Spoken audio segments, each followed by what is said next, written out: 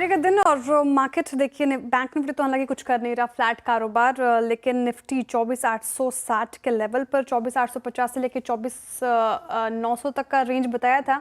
अनुज जी हमारे साथ जुड़ रहे हैं फोन पर दूसरी लोकेशन से। Good afternoon sir. 24,860 के लेवल पर निफ्टी और एक रेंज में ही रहा, 24,900 के पार निकला नहीं है।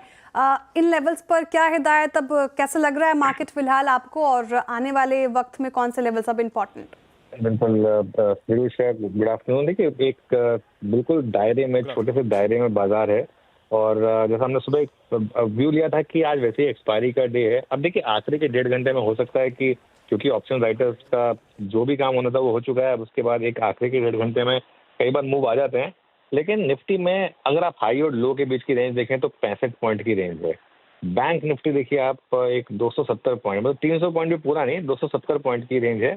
एक बस जो आज सुबह हम एक्सपेक्ट भी कर रहे थे कि इन्फोसिस की वजह से आईटी चलेगा, और आईटी में थोड़ा सा आईटी में शॉर्ट्स भी थे।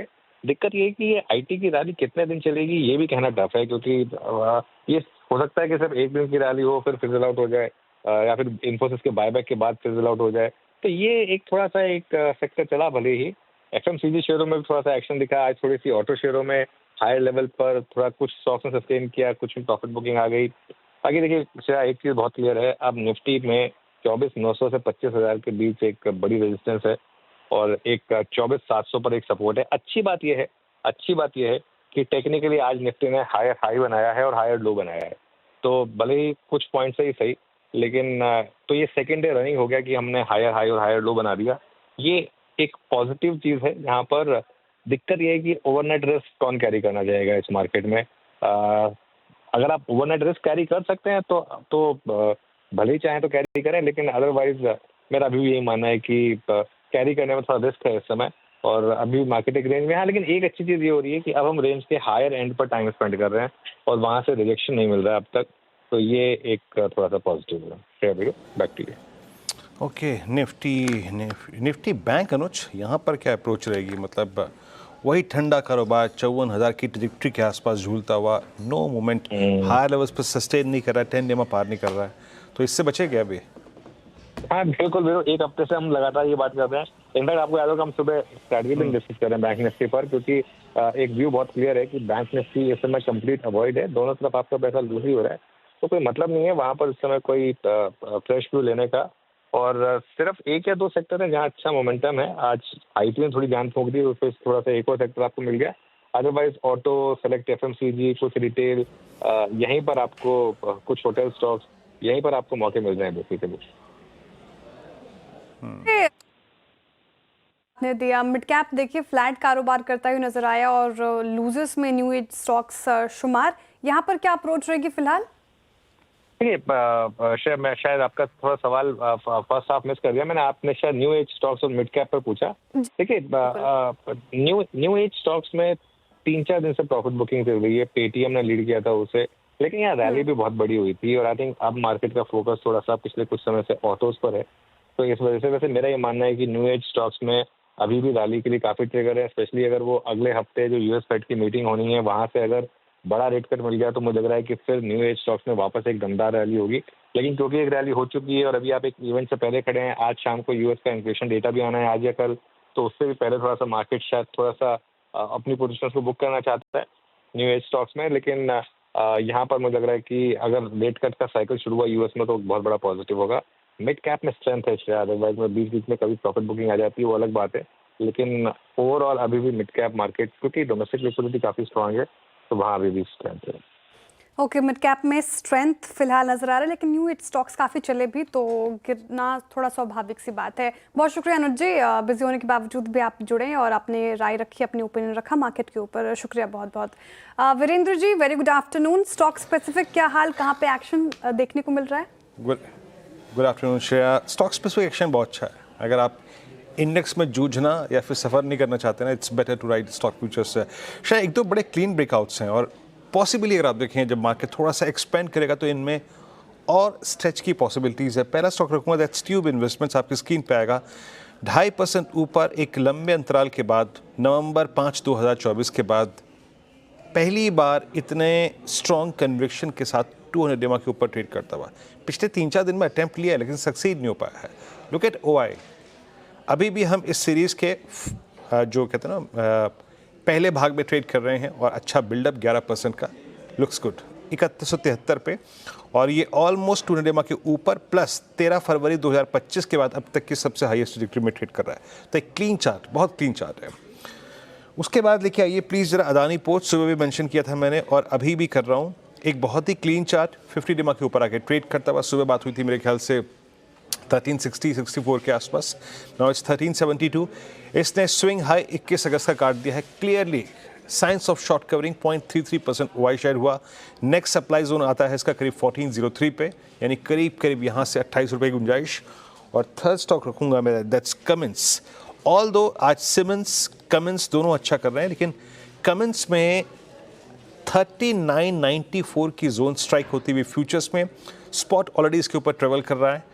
और शायद यहाँ पर एक जुलाई 2024 से लेकर अक्टूबर 2024 का 4000 रुपये का बहुत स्ट्रॉन्ग सप्लाई जोन जो था वो पार होता हुआ। तो ये 3 स्टॉक्स इस वक्त इन terms of technical placement and OI behaviour बेहद स्ट्रॉन्ग लगते हुए। श्रेया, आज के ट्रेंडिंग स्टॉक्स और कार्यक्रम का क्रम। बिल्कुल, तो ये 3 स्टॉक, ट्यूब इन्वेस्टमेंट, कमिंस, तीसरा स्टॉक क्या जिक्र किया था वीरेंद्र जी आपने? अदानी पोर्ट्स। अदानी पोर्ट्स शानदार रैली यहाँ पर देखने को मिल रही है और लगातार सुबह से चर्चा भी हो रही थी, तो इन स्टॉक्स आपको रडार पे रखना चाहिए।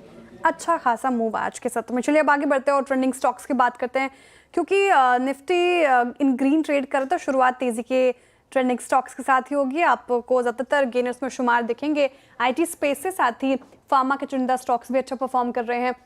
इन्फोसिस बायबैक की खबर के बाद 5% उछल के आज के सत्र में। विप्रो देखिए 2.5% की तेजी के साथ कर रहा है कारोबार। डॉक्टर रेड्डीज चढ़ के 2.5% से ज्यादा। टेक महिंद्रा भी 2.5% से ज्यादा के उछाल के साथ कर रहा है कारोबार।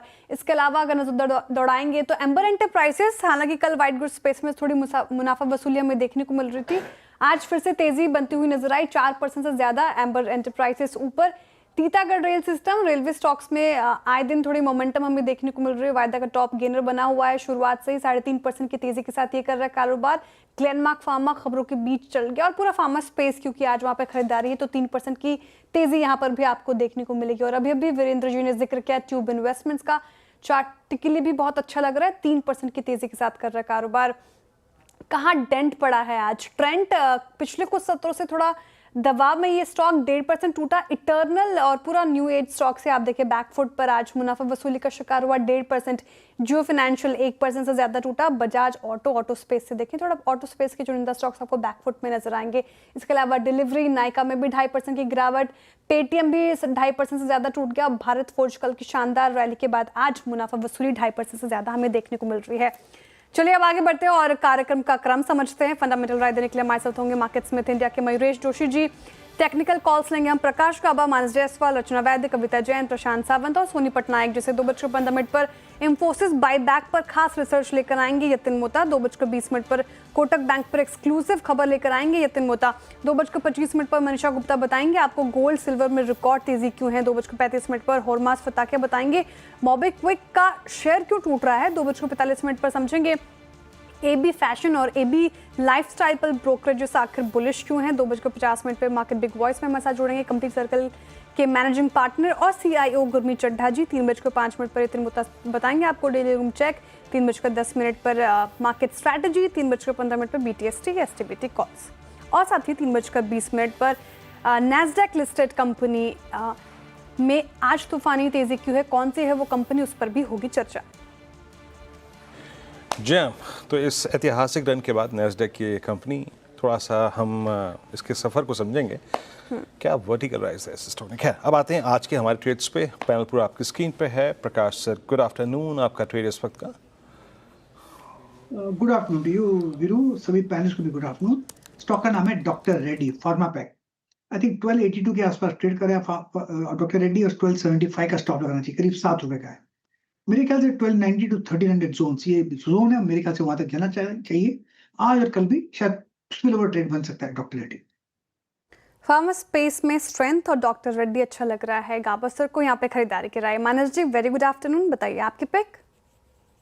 गुड आफ्टरनून श्रेया जी। तो देखिए टीटागढ़ में खरीदारी करने की राय रहेगी। टीटागढ़ में आज स्टॉक ने एक ही दिन में 20, 50 और 100 मूविंग एवरेज को रीगेन किया, काफी बढ़िया वॉल्यूम देखने को मिले हैं और एक इनवर्स रेंज पैटर्न बन रहा है। आई थिंक स्टॉक तैयार है नेकलाइन को ब्रेक करने के लिए, तो टीटागढ़ में करंट लेवल्स पे खरीदारी करेंगे। 864 रुपए के स्टॉप लॉस से 900 रुपए तक के टारगेट्स पॉसिबल है स्टॉक में, ये कैश लेवल्स हैं। चाहे तो 880 वाला 880 वाला कॉल ऑप्शन जो 32 रुपए पे अब ट्रेड हो रहा है, वहां पर आप खरीदारी कर सकते हैं। 22 रुपए का आपको स्टॉप लॉस लगाना है और 55 रुपए के टारगेट सेट करने हैं। ओके, टीटागढ़ रेल सिस्टम्स और ये 880 की स्ट्राइक, अगर आप फ्यूचर्स नहीं तो ऑप्शंस में आ सकते हैं 30 रुपये 50 पैसे पे ट्रेड करते हुए। कविता जी, गुड आफ्टरनून, आपका ट्रेड इस वक्त का? Hi, very good afternoon, Viren ji. Good afternoon, everyone. Well, FMCG में अच्छे मूव अभी बनते हुए दिख रहे हैं। From there, Godrej CP एक कंडीशनल बाय होगा। वंस ये काउंटर 1246 के लेवल को सरपास करता है तो 1260 तक के प्राइस मूव के लिए आप गोदरेज CP पर एक बाय ट्रेड इनिशिएट कर सकते हैं। स्टॉप लॉस मेंटेन करना चाहिए 1238 का। गोदरेज कंज्यूमर में खरीदारी की राय 1% से ज्यादा की तेजी के साथ डेज हाई पर कर रहा है कारोबार। यहाँ पे खरीदारी की राय कविता जी की तरफ से आती हुई। सोनी जी, गुड आफ्टरनून, आपके पिक? जी गुड आफ्टरनून एवरीवन। मेरा यहाँ पे बाय है डीमार्ट पे। डीमार्ट यहाँ पे हम देख सकते हैं एक अच्छा 4700 का सपोर्ट होल्ड कर रहा है। पुट राइटर्स की कन्विक्शन काफ़ी स्ट्रॉन्ग है उस बेस लेवल पे, और अगर हम कॉल पे देखेंगे तो 4850 के लेवल्स तक ओपन इंटरेस्ट अनवाइंड होते हुए नजर आ रहा है। सो डीमार्ट करंट लेवल पे बाय कर सकते हैं। 4690 फ्यूचर्स पे रहेगा यहाँ पे स्टॉप लॉस। 4840 पहला टारगेट है, उसके ऊपर सस्टेन करता है देन टुवर्ड्स 4870 4880 के लेवल्स भी नजर आ सकते हैं। ओके, एवेन्यू सुपरमार्ट 4752 पे आपका बाय कॉल। रचना जी, गुड आफ्टरनून, आपका ट्रेड क्या है? जी गुड आफ्टरनून, मेरा ट्रेड सुप्रीम इंडस्ट्रीज में रहेगा जिसको हम शॉर्ट करेंगे एंड 4435 पे एसएल लगाएंगे और हमारा टारगेट होगा 4380।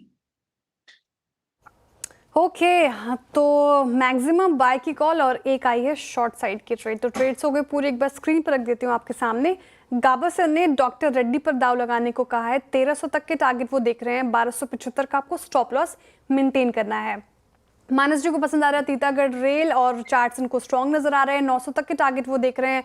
864 का आपको स्टॉप लॉस मेंटेन करके चलना है। साथ ही कविता जी ने गोदरेज कंज्यूमर पर बेट लगाई है।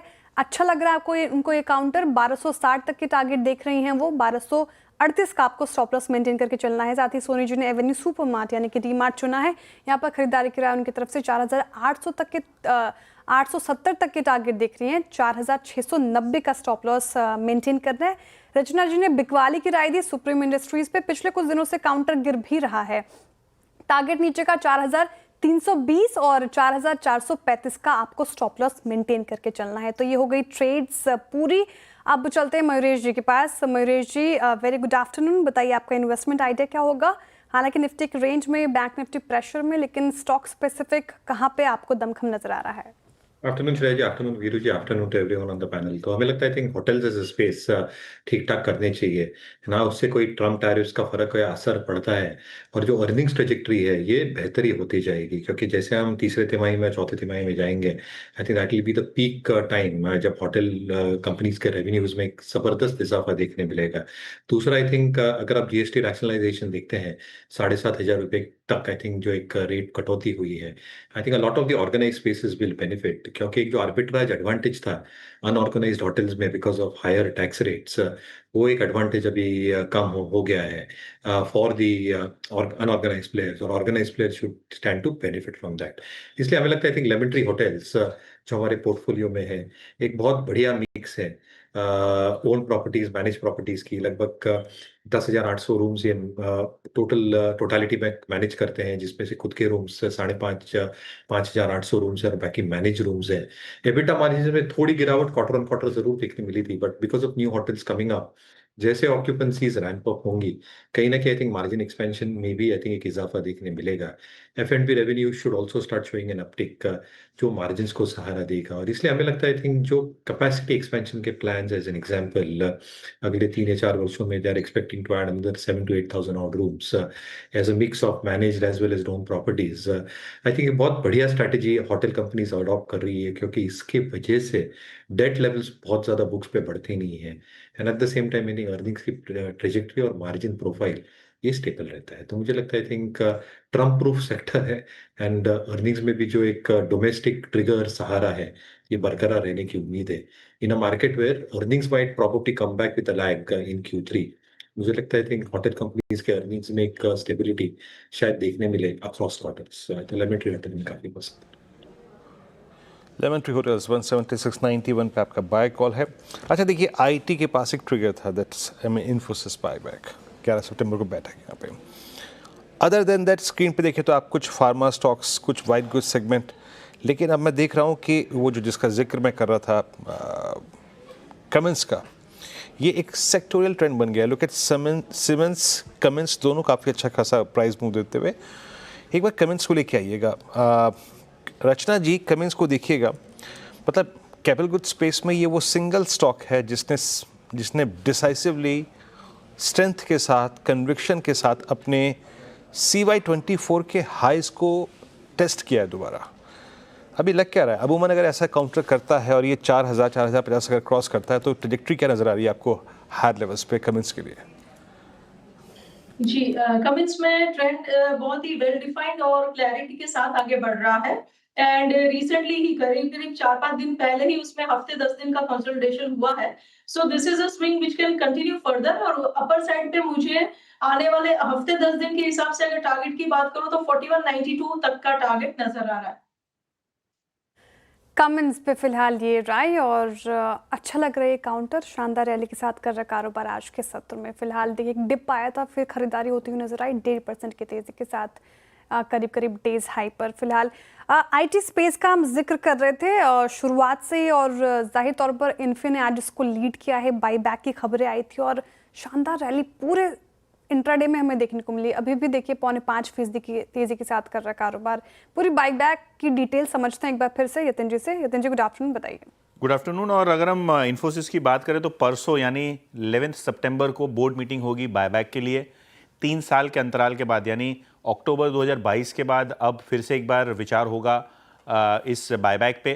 टिपिकली अगर हम बात करें तो इन्फोसिस ने पिछले कई सालों में बायबैक किए हैं, खास करके 2022, उसके बाद 21, 17, 18 और बहुत टाइम जो है शेयर होल्डर्स को इन्होंने रिवॉर्ड किया है। 2017 में सबसे बड़ा बायबैक 13,000 करोड़ का था, उसके बाद 8-9 हज़ार करोड़ के बीच इनकी बायबैक की टिपिकल साइज रही है और करंट मार्केट प्राइस के 20-25%, 30% के प्रीमियम तक इन्होंने बायबैक किया हुआ है। ओपन मार्केट बायबैक और टेंडर रूट से बायबैक किया, लेकिन अब सेबी के नए प्रावधान के हिसाब से केवल टेंडर रूट के बायबैक अलाउड हैं।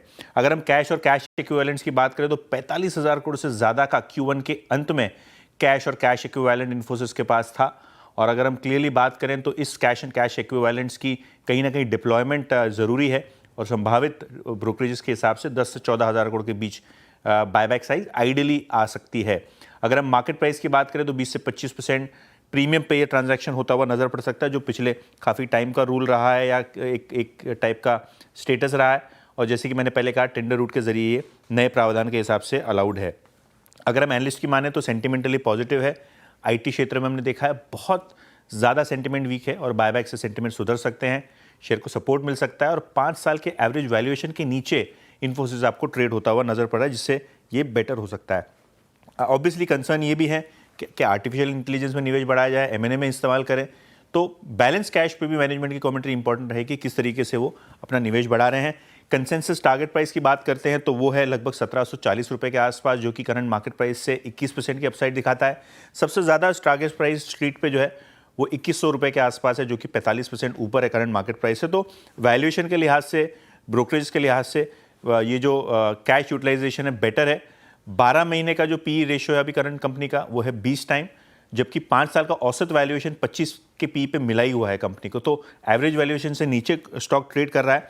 और अगर हम 2025 की बात करें, ईयर टू डेट बात करें, तो शेयर 25% नीचे है। तो कहीं ना कहीं ये अपॉर्चुनिटी है जहां मैनेजमेंट को लगता है कि शेयर होल्डर्स को रिवॉर्ड करना चाहिए और मार्केट कहीं ना कहीं इसको सेंटिमेंटली एक पॉजिटिव थम्सअप देता हुआ आज नजर पड़ रहा है। ओके, सेंटिमेंट पॉजिटिव इन्फी ने किया है पूरे आईटी स्पेस का। शुक्रिया यतिन जी पूरी जानकारी के लिए, डिटेल एनालिसिस के लिए। और स्टॉक जैसा कि मेंशन किया, इस साल में अब तक 24% से ज़्यादा गिरा। हालांकि वैल्यूएशन कंफर्ट नज़र आ रहा है ब्रोकरेजेस को, और जिस तरीके से कंपनी अब हालांकि इस पर अभी तस्वीर साफ नहीं कि एआई एक्सपेंशन में कितना खर्च करेगी, मर्जर और एक्विजिशंस की क्या प्लानिंग है। लेकिन मयूरेश जोशी जी, इन्फी के बदौलत आज आईटी में जो मूव आया है, इसको कैसे देख रहे हैं आप? आईटी लगातार सीसो पैटर्न हमने देखा, उठापटक जारी रहती है, इस स्ट्रेंथ को कैसे देख रहे हैं? साथ ही टिकाऊ लग रही है कि नहीं, और कैसे प्ले करें आप आईटी में?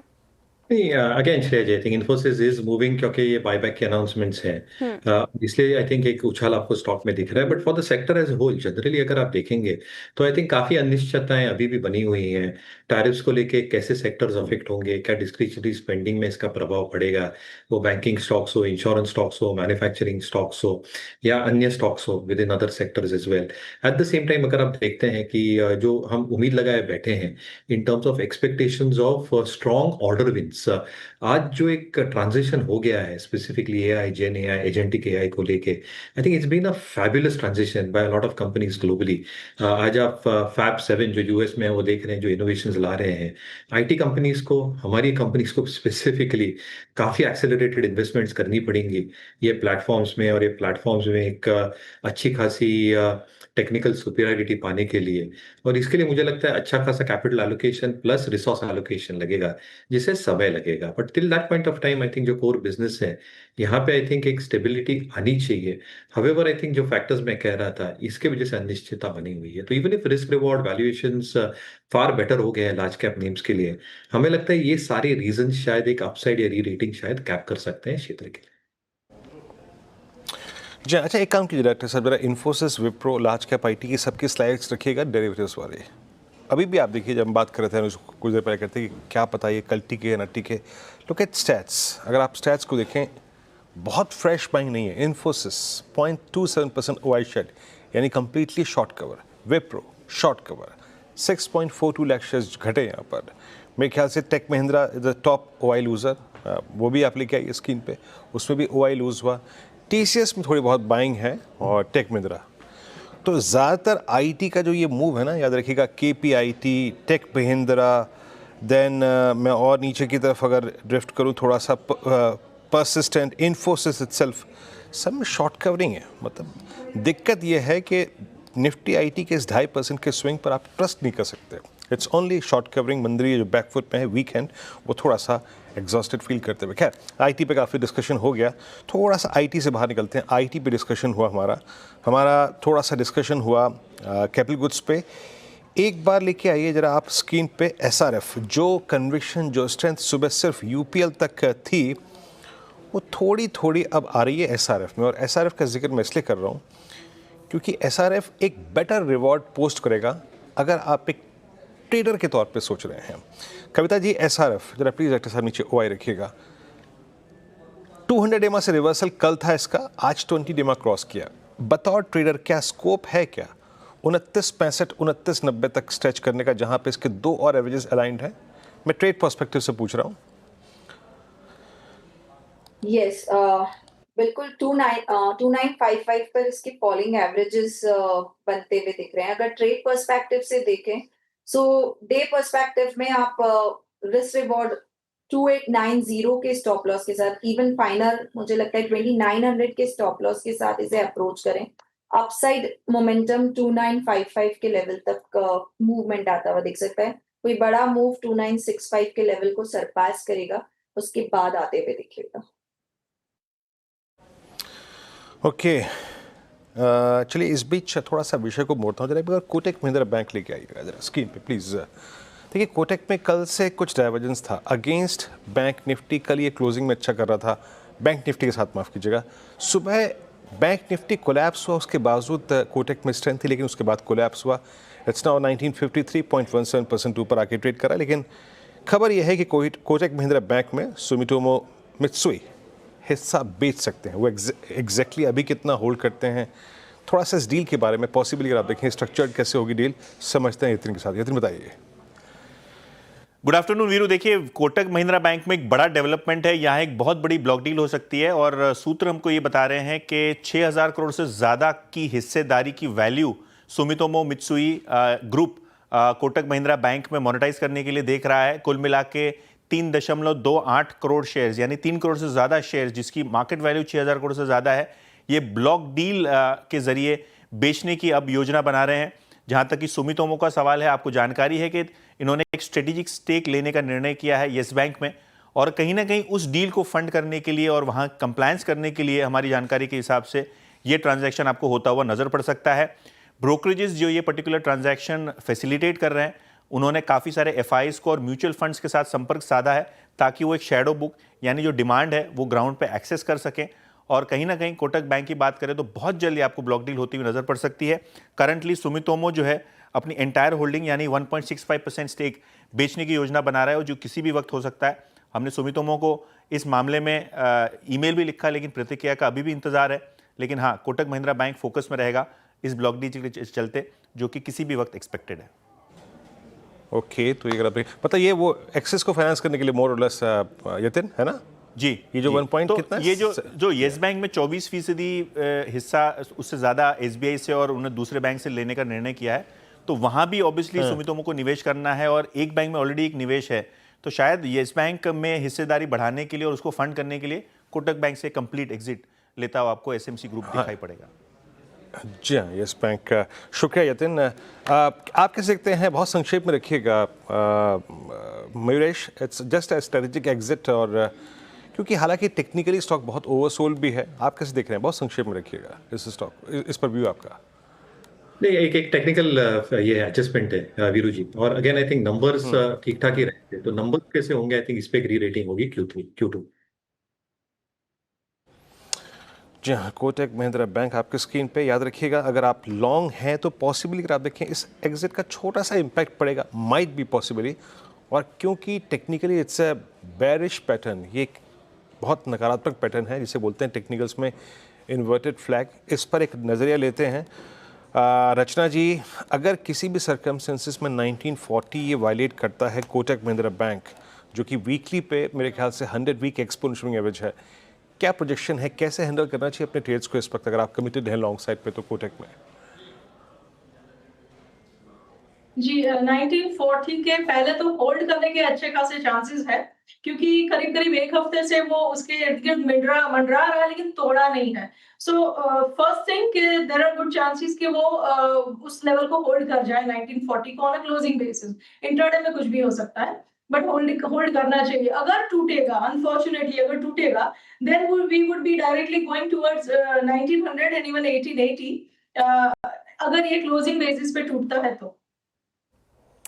ओके, तो ये technical analysis Kotak Mahindra bank पर फिलहाल निचले स्तरों से रिकवर करने की कोशिश कर रहा है। देखते हैं कि अब कैसे यहाँ पर एक्शन प्ले होता है। लेकिन एक और स्पेस जहाँ पर आज ठीक ठाक तेजी हमें नज़र आ रही है, दैट इज़ एफएमसीजी स्पेस। कल काफ़ी अंडर परफॉर्म कर रहा था, और आज आप देखें तो गोदरेज कंज्यूमर जो इनफैक्ट कविता जो कि पिक भी है, उसमें शानदार मोमेंटम 1% से ज़्यादा की तेज़ी के साथ कर रहा है कारोबार। नेस्ले इंडिया रखे स्क्रीन पर, वहाँ पे अच्छी तेज़ी। आईटीसी में भी आज एक्शन देखने को मिल रहा है। ब्रिटानिया, एचयूएल सभी में तेज़ी, और एचयूएल पे तो खबर भी थी, ब्रोकरेज काफ़ी बुलिश 3000 तक के टारगेट वो देख रहे हैं, यानी कि 14-15% का अपसाइड पोटेंशियल को नज़र आ रहा है।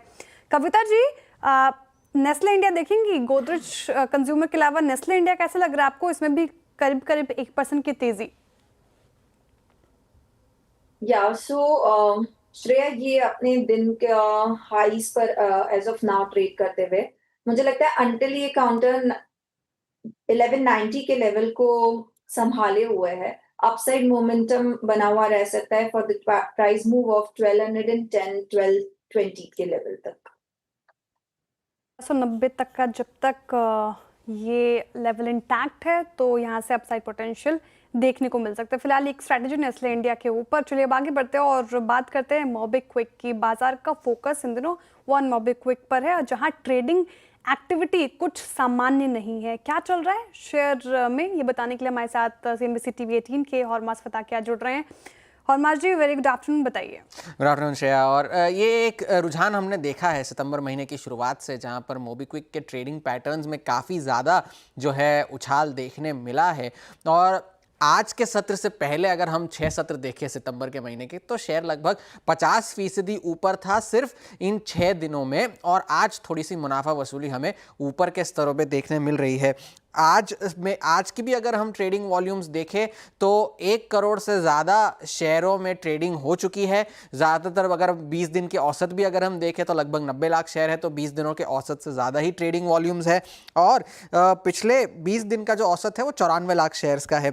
2 सितंबर को एक बड़ी ब्लॉक डील हुई थी इस शेयर में, जहां पर अबू धाबी इन्वेस्टमेंट अथॉरिटी यानी कि ADIA ने अपना बाकी का हिस्सा बेचकर कंपनी से एग्जिट ले ली थी।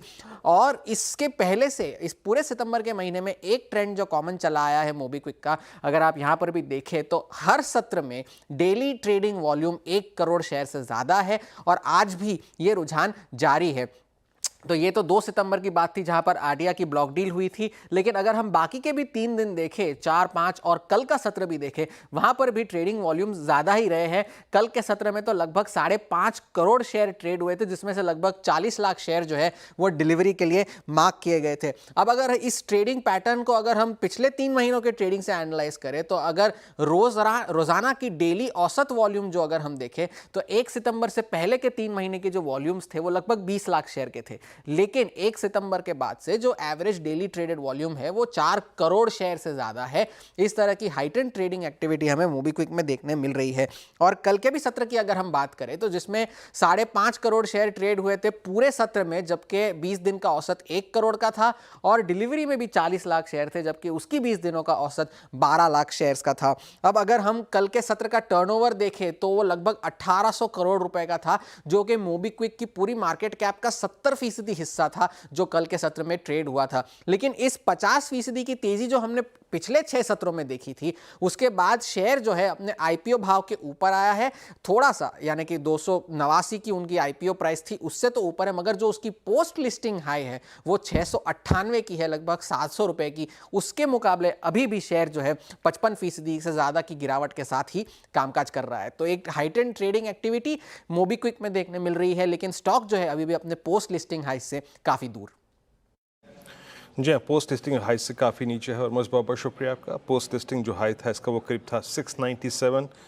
वाकई अगर आप इस चार्ट को देखें, वीकली को देखिए, डेली को देखिए, वॉल्यूम्स को देखिए, एबनॉर्मल है।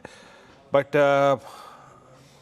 अगर आप इसमें ट्रैप्ड हैं, अगर आप इसमें इन्वेस्टेड हैं, इसमें आप कहीं से कोई एग्जिट अपॉर्चुनिटी तलाश रहे हैं, तो देखिए मैं उस पर्सपेक्टिव से व्यू लूँगा, बाकी कुछ नहीं। ठीक है मानस, इसने 2 बार ये प्राइस क्रॉस करने की कोशिश करी। पोस्ट लिस्टिंग ये सिंक हुआ, 697 का हाई था। एक अटेम्प्ट लिया 20 मार्च को, सक्सेसफुल नहीं हुआ, उस दिन 50 डेमा क्रॉस नहीं हुआ। कल का हाई एग्जैक्टली पैरेलली अलाइंड था 20 मार्च के हाई से, बट इंटरेस्टिंगली उस टाइम ये 50 डेमा था, नाउ इट्स 200 डेमा।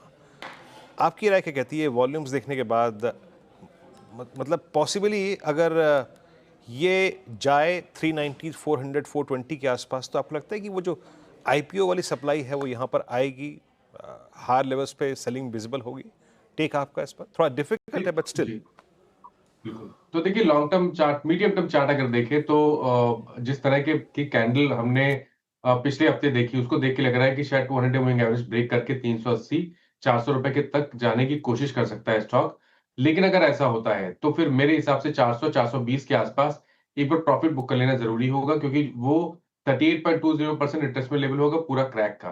इसलिए वहां पर बिल्कुल अप्रोच कॉशियस रहेगी, और अभी भी मेरे हिसाब से अभी थोड़ा सा कॉशियस अप्रोच ही रखें, क्योंकि स्टॉक ने 200 डे मूविंग एवरेज कल ब्रीच किया था, लेकिन आज वापस 200 डे मूविंग एवरेज के नीचे फिसला है। तो अगर आपने लॉन्ग पोजीशन बना रखी है तो एक स्टिक स्टॉप लॉस 280 रुपए का लगा के रखिएगा। अगर 280 के नीचे जाए तो डेफिनेटली स्टॉक से निकल जाना चाहिए। 280 का स्ट्रिक्ट स्टॉप लॉस, अगर वो ब्रीच करता है तो निकलने की सलाह, और 400 से 420 तक के रेंज पर आपको प्रॉफिट बुकिंग करने की सलाह है फिलहाल। वन मोबीक्विक में ये स्ट्रैटेजी आप अपना कर चलिए। अब वक्त हो रहा है टॉप कैश कॉल का। टॉप कैश कॉल्स लेंगे हम गाबा से, कविता जी से और मानस जी से। गाबा से बताइए टॉप कैश कॉल के लिए क्या पिक किया है? मतलब आरती ड्रग्स पर ध्यान देना चाहिए, अच्छा बेस बनाया आरती ड्रग्स में, ट्रेड करा 490, स्टॉप लगाना चाहिए 485, सिर्फ 5 रुपए का। 520 पॉसिबल है कल तक आरती ड्रग्स। ओके, आरती ड्रग्स आपका कॉल इस वक्त का, और मूव अच्छा है इसमें। 491 की ट्रेजेक्टरी मार्केट ट्रेड कर रहा है ऑलमोस्ट। अगर आप देखें तो इस वक्त डी हाई पर। कविता जी आपका ट्रेड क्या होगा? सो वीरेन जी, ये एक पोजिशनल ट्रेड है। अर्लियर भी मैं शेयर की हूँ ऑन मीडिया एंड हमारे क्लाइंट्स के साथ भी ये शेयर किया है as a disclaimer. Lemon Tree एक बहुत अच्छी फ्लैग फॉर्मेशन को डेवलप करते हुए है, 176.95 के लेवल पर है और अपने सारे एवरेजेस को काफी अच्छे से संभाले हुए है। तो मुझे लगता है 185, 190 के प्राइस मूव के लिए इन अ डे और टू ये आगे बढ़ता हुआ दिख सकता है। स्टॉप लॉस मेंटेन करना चाहिए 173 का। ओके, लेमन ट्री होटल्स और होटल स्पेस में अच्छी हमें बाइंग भी नज़र आ रही थी पिछले कुछ सत्रों से, और मयूरेश जी की भी पिक है, कविता जी ने भी इसको चुना है टॉप कैश कॉल के लिए। मानस जी, आपकी कॉल। तो देखिए शेयर जी, एफएल 3i लिमिटेड में खरीदारी करने की राय रहेगी। अगर हम पैटर्न देखें तो पिछले 2 मंथ से स्टॉक 2000 के आंकड़े को ब्रेक नहीं कर पा रहा था। आज स्टॉक ने 2000 के आंकड़े को ब्रेक किया है, काफी बढ़िया वॉल्यूम देखने को मिले हैं। तो ये क्लियर कट ब्रेकआउट मूव है। यहाँ पर करंट लेवल्स पे आप खरीदारी कर सकते हैं। स्टॉप लॉस 1994 के रहेंगे और टारगेट 2250, 2250 तक के हो सकते हैं। एफएल इंडिया का बाय कॉल, और ये 2074 पे डे हाई पे भी ट्रेड कर रहा है। अच्छा मूव यहाँ पर है। निफ्टी को लेके आते हैं एक बार, वही 24,248, 24,248। ये 4 सितंबर, 5 सितंबर, 8 सितंबर और 9 सितंबर आज के इस 4 सेशन की शेयर अगर आप कैंडल्स को देखें ना, तो इतना एग्जॉस्ट कर देने वाली टेक कैंडल्स हैं ये। आई थिंक ये सारे के सारे सेशन जो है बिलोंग करते हैं ऑप्शन राइटर्स को कंप्लीटली उनकी ग्रिप में। और निफ्टी बैंक लिखा है ये 54,195, जस्ट ट्रैप्ड बिटवीन 200 और 10 डे एक्सपोनेंशियल एवरेज। एक दो स्टॉक्स को लेके आते हैं। देखिए स्टॉक स्पेसिफिक एक्शन है जो भी है, मतलब ये कहना कि इस वक्त आपको स्टॉक इंडेक्स पे कोई खूबसूरत ट्रेड मिल जाएगा बहुत मुश्किल है। मैं लोअर ट्रेजेक्टरीज पे, यानी वो शेयरों के भाव जो कि थोड़ा सॉफ्ट पड़ गए थे, उसके बाद जहाँ जहाँ बाइंग आ रही है उन पे थोड़ा सा फोकस करता हूँ 5-7 मिनट के लिए। एक लेके आइए आप SBI कार्ड्स। रचना जी, 1 जुलाई के बाद पहली बार इस स्टॉक ने 20 डेमा को पार किया है। कुछ एक्शन बढ़ रहा है। डायरेक्टर साहब प्लीज जरा OI भी रखिएगा। आप मतलब शॉर्ट टर्म ट्रेड पर्सपेक्टिव से एक रिवर्सल खेलने के लिए, कंसिडरिंग आपके स्टॉप लॉसेस बहुत डिफाइंड हैं, आपका रिस्क जोन बहुत डिफाइंड है, कुछ खरीदना चाहेंगे यहाँ पे? जी, यहाँ पे है अच्छा स्विंग और यहाँ पे ये भी प्रोबेबिलिटी है कि और फर्दर लेके जा सकता है प्राइस को। यहाँ पे हम फ्यूचर्स पे 816 पे बैठे हुए हैं। अगर हम 808 को सस्टेन कर जाएंगे, which is a good chance कि कर जाए, तो गुड प्रोबेबिलिटीज कि हम 830 का नंबर विद इन 2 डेज देख सकते हैं। 15 से 18 रुपए का upswing with 8 rupees of stop loss. Okay, तो ये व्यू हो गया SBI कार्ड के ऊपर। डेज हाई पर कर रहा है कारोबार, शानदार रैली आज के सेशन में 1.5% की तेजी के साथ 814 के लेवल पर। चलिए बात करते हैं सोने की। सोने के दाम आप देखें तो लगातार तीसरे दिन रिकॉर्ड ऊंचाई पर पहुंच गए हैं। MCX पर दाम 1,09,000 के पार है, तो कॉमेक्स पर दाम 3700 के करीब है। क्या है इस तेजी के कारण, बताने के लिए हमारे साथ मौजूद है मेरी सहयोगी मनीषा गुप्ता जी। मनीषा जी बताइए, सोना बोल तो सकते हैं इसमें भी पैसे लग जाएंगे, काफ़ी महंगा। जी हाँ, अच्छी खासी तेज़ी यहाँ पर देखने को मिली है। अगर आप इस साल की बात करें तो सोने ने आपको 38% के रिटर्न्स दिए हैं, और अगर हम 12 महीने देखें तो करीबन 42% की तेज़ी सोना आपको दे चुका है। तो क्लियरली बहुत स्ट्रॉन्ग गेन्स हैं, और पिछले 3 दिनों में लगातार हमने ऑल टाइम हाइज यहाँ पर बनते हुए देखे हैं। भारतीय बाजारों की बात की जाए तो 1,10,000 रुपये प्रति 10 ग्राम के भाव अब यहाँ पर आपको स्पॉट मार्केट में अगर आप सोना लेने जाएंगे तो वहाँ पर देने होंगे। साथ ही साथ चांदी की अगर बात की जाए तो अंतर्राष्ट्रीय बाजारों में चाहे ये 14 साल के हाइज पर हो, लेकिन भारतीय बाजारों में यहां पर ये 1.25 लाख प्रति किलो पे है, तो यानी कि ऑल टाइम हाइज यहां पर भी बनते हुए नजर आए हैं। जहां तक फैक्टर्स की बात है कि क्या सपोर्ट कर रहा है, वेल मेजरली तो ये कि आगे जाकर सितंबर में जो US फेड की मीटिंग है वहां पर 25 बेसिस पॉइंट रेट कटौती तो 100% प्रोबेबिलिटी है। 10-20% ये भी प्रोबेबिलिटी है कि शायद 50 बेसिस पॉइंट का भी रेट कट हो जाए। तो 25 बाजार फैक्टर इन कर चुके हैं, जो आप प्राइसेस में देख सकते हैं। दूसरा, सेंट्रल बैंक्स की बाइंग बहुत अच्छी खासी है। ETF में खरीदारी स्ट्रांग है। फिजिकल बाइंग इन स्तरों पर इन्वेस्टमेंट के तौर पर हमने आते हुए देखी है। तो फिर चाहे वो फैमिली हाउसेज हैं, इंस्टीट्यूशंस हैं, हाई नेटवर्थ इंडिविजुअल्स हैं, वो अब सोने की तरफ अपना ध्यान देने लगे हैं। चाइना में पेंशन फंड्स अब गोल्ड खरीद रहे हैं, सेंट्रल बैंक्स की बाइंग बहुत स्ट्रांग है। तो ये सारे के सारे फायदे हमने आते हुए देखे हैं। और इन एनी केस अनसर्टनिटी है जियोपॉलिटिक्स की, टैरिफ्स की, तो उस सब का फायदा भी हमने यहाँ पर सोने चांदी में आता हुआ देखा है। और इंपॉर्टेंट बात तो ये है कि इतनी ज़्यादा तेज़ी के बाद भी अब यहाँ पर बैंक्स एंड ब्रोकरेजेस को लगता है कि ये तेज़ी शायद थमेगी नहीं और बढ़त की एक्सपेक्टेशंस यहाँ से आती हुई। तो 3650 हम कर चुके हैं, 3850 $4,000 पर आउंस के लेवल्स इस साल के अंत में शायद देखने को मिले, ऐसा बैंक्स का मानना है। पता है श्रेया, अब बात चल रही है कि मनीषा जी को Z+ सिक्योरिटी मिलनी चाहिए। पूरे दिन में सोने की बात करती है ना। ये सितंबर अक्टूबर में तेजी क्यों है? ये सितंबर अक्टूबर में ऐसी तेजी। अच्छा ये बताइए, मैं आपसे कई बार बात करता हूँ कि जब गोल्ड काफ़ी चल जाता है तो जब सिल्वर ना चले तो उस डिफरेंशियल को हम प्ले करते हैं। इस बार मनीषा जी दोनों सिल्वर और गोल्ड एक साथ चले हैं, अभी वो डिफरेंशियल क्या है? और दूसरी बात ये है, गोल्ड में जो इस वक्त ऑप्शंस की प्लेसमेंट है for this entire festival season, वो कैसी नज़र आ रही है आपको? Well absolutely on the buying side है जहां तक ऑप्शंस की बात है। आप देख के चलिए इस बाजार में वीरू की सेलर्स हैं ही नहीं, और वो थोड़ा सा स्कैरी भी लगता है इन सम सेंस, क्योंकि जैसे ही थोड़ी सी करेक्शन होती है ना सोने में, जो साइड लाइन्स पे बैठे लोग हैं वो फटाफट यहाँ पर फिर से बाइंग में आ जाते हैं। तो अगर आप ओपन इंटरेस्ट देखें, बाइंग पोजिशन देखें, वो ऑन द हायर साइड यहाँ पर है। क्या पहले गिव इन करता है वो यहाँ पर देखना होगा, पर अब तो जिस तरह की मार्केट है, मार्केट्स को लगता है कि थोड़ा सा स्टीम ऑफ हो जाएगा, लेकिन ऐसा बिल्कुल नहीं होता। सो नेट बायर मार्केट है, एवरेज करेक्शन पे यहाँ पर बायर्स घुसे आते हैं, जैसे ही 10, 20, $50 नीचे आता है यहाँ पर खरीदारी आ जाती है। जहाँ तक गोल्ड टू सिल्वर रेशियो है, वेल हमने 105 देखी थी जैन के टाइम में, लेकिन एज ऑफ नाउ ये 80-82 के आसपास है। वो इसलिए क्योंकि चांदी में भी अच्छी खासी तेजी है। अब सोना तो आप सेफ हेवन बाइंग के तौर पर ले रहे हैं, चांदी आप सेफ हेवन में भी ले रहे हैं, और इसलिए भी ले रहे हैं क्योंकि इंडस्ट्रियल डिमांड बहुत स्ट्रांग है, और चांदी का ये 5वां साल है जब ये डेफिसिट में है, अगला साल छठा होने की पूरी उम्मीद है। तो क्लियरली यहाँ पर तेजी बरकरार है। तेजी बरकरार है मनीषा जी, लेकिन एक रिपोर्ट पढ़ रही थी मैं, मीडिया रिपोर्ट्स, और अभी तक हमने देखा फेस्टिव सीजन आ चुके हैं और वेडिंग सीजन भी दस्तक दे रहे हैं, तो 28% साल दर साल गोल्ड की डिमांड में थोड़ी कमी देखने को मिल रही है। तो अगर डिमांड कम होगा तो फिर क्या प्राइसेस नीचे आएंगे?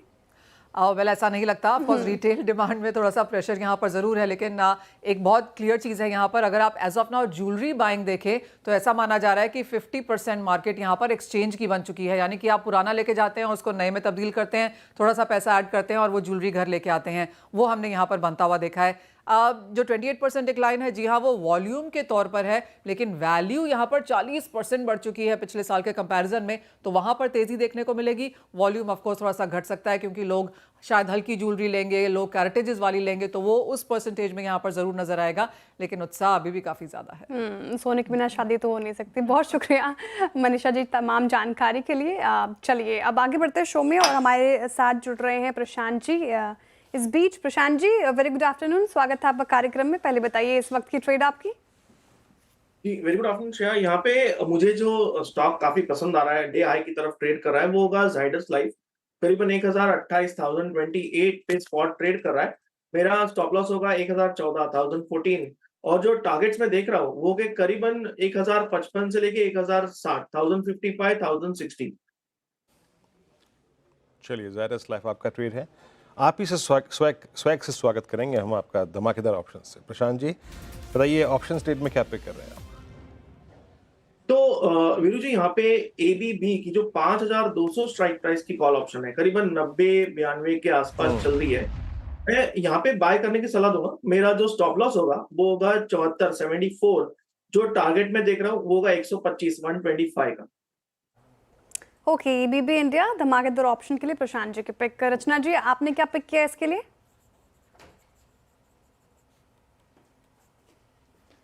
मेरी तरफ से ऑप्शंस में SBI कार्ड को मैं देना चाहूंगी। 830 का सी हम बाय कर सकते हैं, और ये नेसेसरीली नहीं है कि नेक्स्ट 40-45 मिनट्स में हो, लेकिन कल तक के लिए इसको होल्ड करना पड़ सकता है। अभी हम 11 के करीब है, अगर हम इसमें यहाँ पे 7 का SL लगा के इसको लॉन्ग करें तो अपसाइड में हमारा 15 तक का टारगेट हो सकता है by tomorrow. Okay, SBI card जिसका जिक्र मैं कर रहा था अभी, यहाँ पे 20 डे में पार करता हुआ स्ट्रॉन्ग मूव, यहाँ पे रिवर्सल्स वाले जो स्टॉक्स हैं ना उन उस क्रम में आता है ये। कविता जी के पास चलते हैं ऑप्शन ट्रेड के लिए। कविता जी, आप क्या पिक कर रही हैं? तो वीरेंद्र जी आईटी से कोफोर्ज अपने डेज हाई से ऑफ होकर अभी एक ट्रेड कर रहा है, मुझे लगता है 1700 का कॉल देखना चाहिए। एज ऑफ नाउ 50 के लेवल पर है, with a stop loss of 44 one can approach for the price move of 60-62, so Coforge 1700 का call। ओके कोफोर्ज, ये हो गया आपका ट्रेड। अभी हम देखिए गोल्ड का जिक्र कर ही रहे थे, और गोल्ड का जिक्र करते करते और 4000 की जब बात करी ना मनीषा जी ने, लुक एट मुथूट फाइनेंस। अच्छा, मुथूट फाइनेंस का ये मूव शुरू हुआ था 12 मई को 2100 से अब 2937 पे आके ट्रेड करता हुआ। और एक बार मन्नापुरम भी देखिएगा डायरेक्टर साहब, मन्नापुरम प्लीज़। बट इस बार इंटरेस्टिंगली जरा आप फेडरल को लेके आइए। फेडरल में वो मूव नहीं है, क्या कारण है? आई मीन मयूरेश जी, पिछली बार तो बाजार ने बहुत स्ट्रॉन्ग रिस्पेक्ट दी थी और एक बेनिफिट दिया था फेडरल को जब गोल्ड में बहुत स्ट्रेच था। इस बार वो मूव विजिबल नहीं है फेडरल बैंक में। 191 बड़ा अंडर परफॉर्म किया इस गोल्ड के स्ट्रॉन्ग फेस को फेडरल बैंक ने। आप कैसे रीड कर रहे हैं फेडरल बैंक की इस प्राइस परफॉर्मेंस को? ये दो चीजें भी रुकी थी। जो इनका गोल्ड पोर्टफोलियो है, इनका सिटी यूनियन बैंक का, I think that should do reasonably better, उसमें कोई दो राय नहीं है। Eight the same time I think जो अब्रॉड से रेमिटेंसेज आ रहे हैं, वो भी आई थिंक ठीक ठाक फ्लो रहे हैं, जो आई थिंक डिपॉजिट्स को आई थिंक एक सहारा देते हैं, specially for bank like federal bank. But the main issue lies is federal bank के कोर बैंकिंग ऑपरेशंस में। और कोर बैंकिंग ऑपरेशंस में क्या ग्रोथ देखने मिलेगी इन जनरल? क्या एडवांसेस ग्रोथ स्ट्रांग रह सकती है? क्या core deposit growth outside remittances strong रह सकती है? निम्स में कितना क्लॉबैक आ सकता है या कितनी स्टेबिलिटी आ सकती है? और प्रोविजनिंग जो ये कर रहे हैं, अज्यूमिंग एडवांसेस, यानी जो रेमिटेंस है, हम जो फ्रेश एडवांसेस की बात कर रहे हैं, जो क्रेडिट डिपॉजिट ग्रोथ की, यहाँ पे कोई डेलिक्वेंसीज में कोई खामियाजा ना देखने मिले, तो मुझे लगता है I think outside gold loans and remittances जो फेडरल बैंक का एक ठीक ठाक स्ट्रॉन्ग परफॉर्मेंस रहना चाहिए। I think core banking is somewhere where I think the core issue lies for banking stocks. और मेरे हिसाब से आई थिंक Q2 के बैंकिंग के नंबर्स अभी भी थोड़े सॉफ्ट रहेंगे। ऑब्वियसली जीएसटी रैशनलाइजेशन के बाद consumer demand, consumer durable loans में जो एक इजाफा देखने मिलेगा Q3 ऑनवर्ड्स, यहाँ पे आई थिंक एक इम्पैक्ट जरूर देखने मिलेगा on the positive side. But purely from a Q2 perspective I think street ये मान के चल रहा है कि कोर बैंकिंग बिजनेस में फेडरल बैंक के थोड़ी दिक्कतें शायद हो सकती है, सॉफ्टनेस रह सकता है।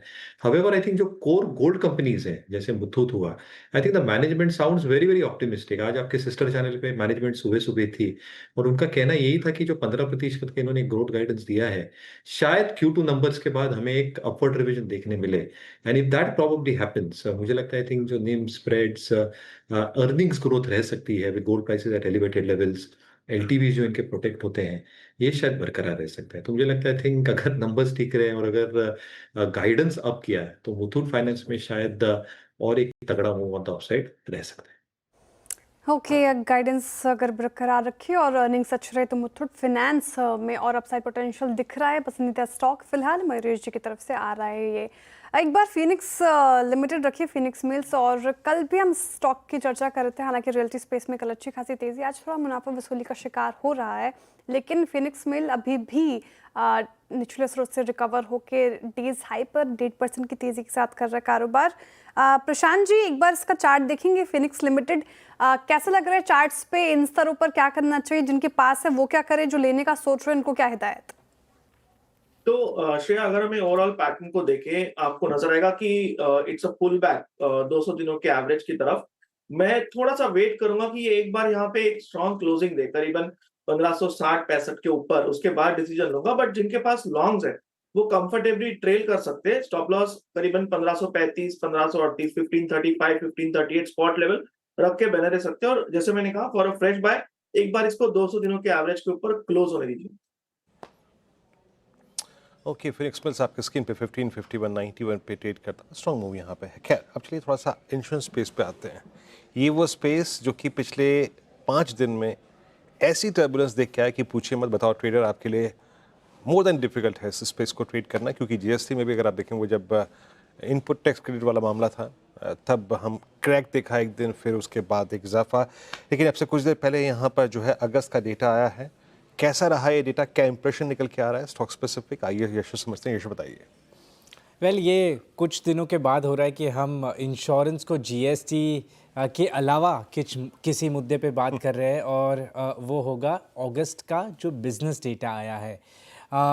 पूरी इंडस्ट्री का अगर डेटा देखा जाए तो काफ़ी वीक रहा है अगस्त के महीने में, पर वो वीक डेटा एक तरफ है और एक प्लेयर का data axis max life insurance जो कि max financial services listed entity है, उसका डेटा एक तरफ है।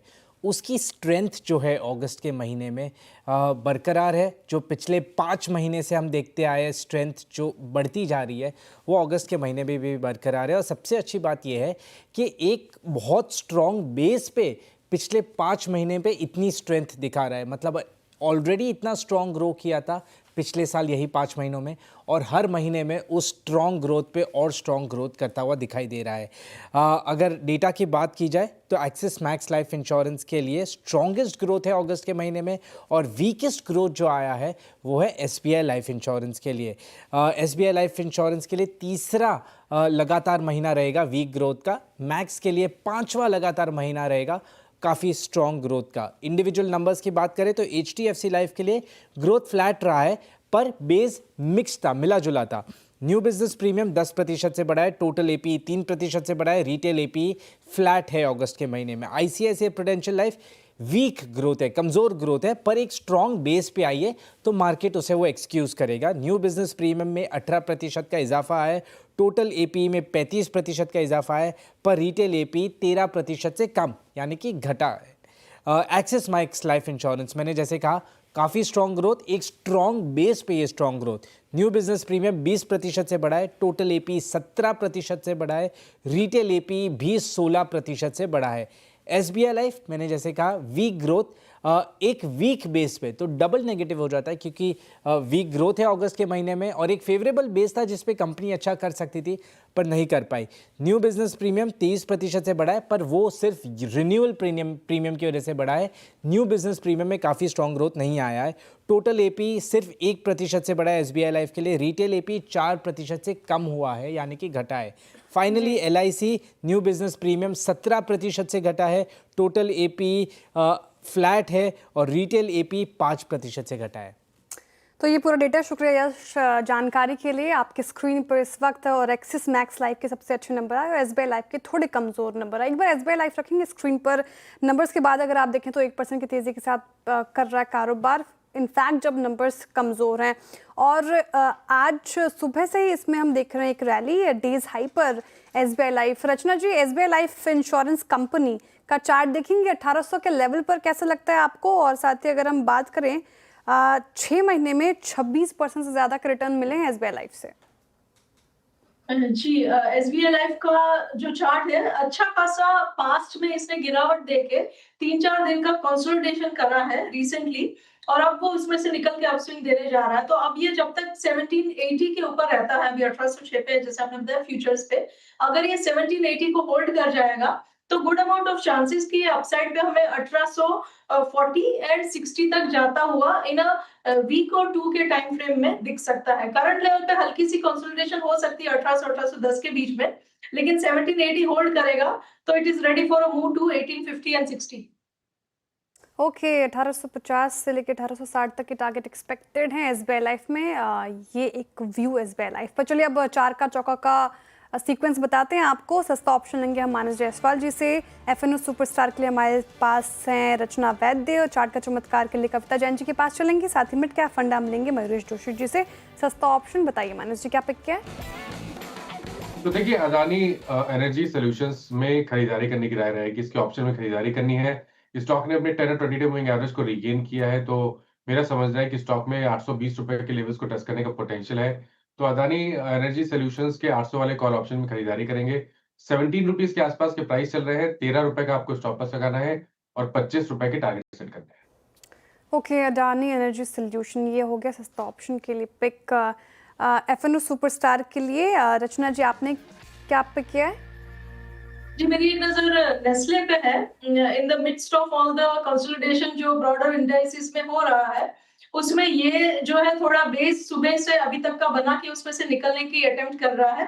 1206 पे बैठे हुए हैं हम फ्यूचर्स में।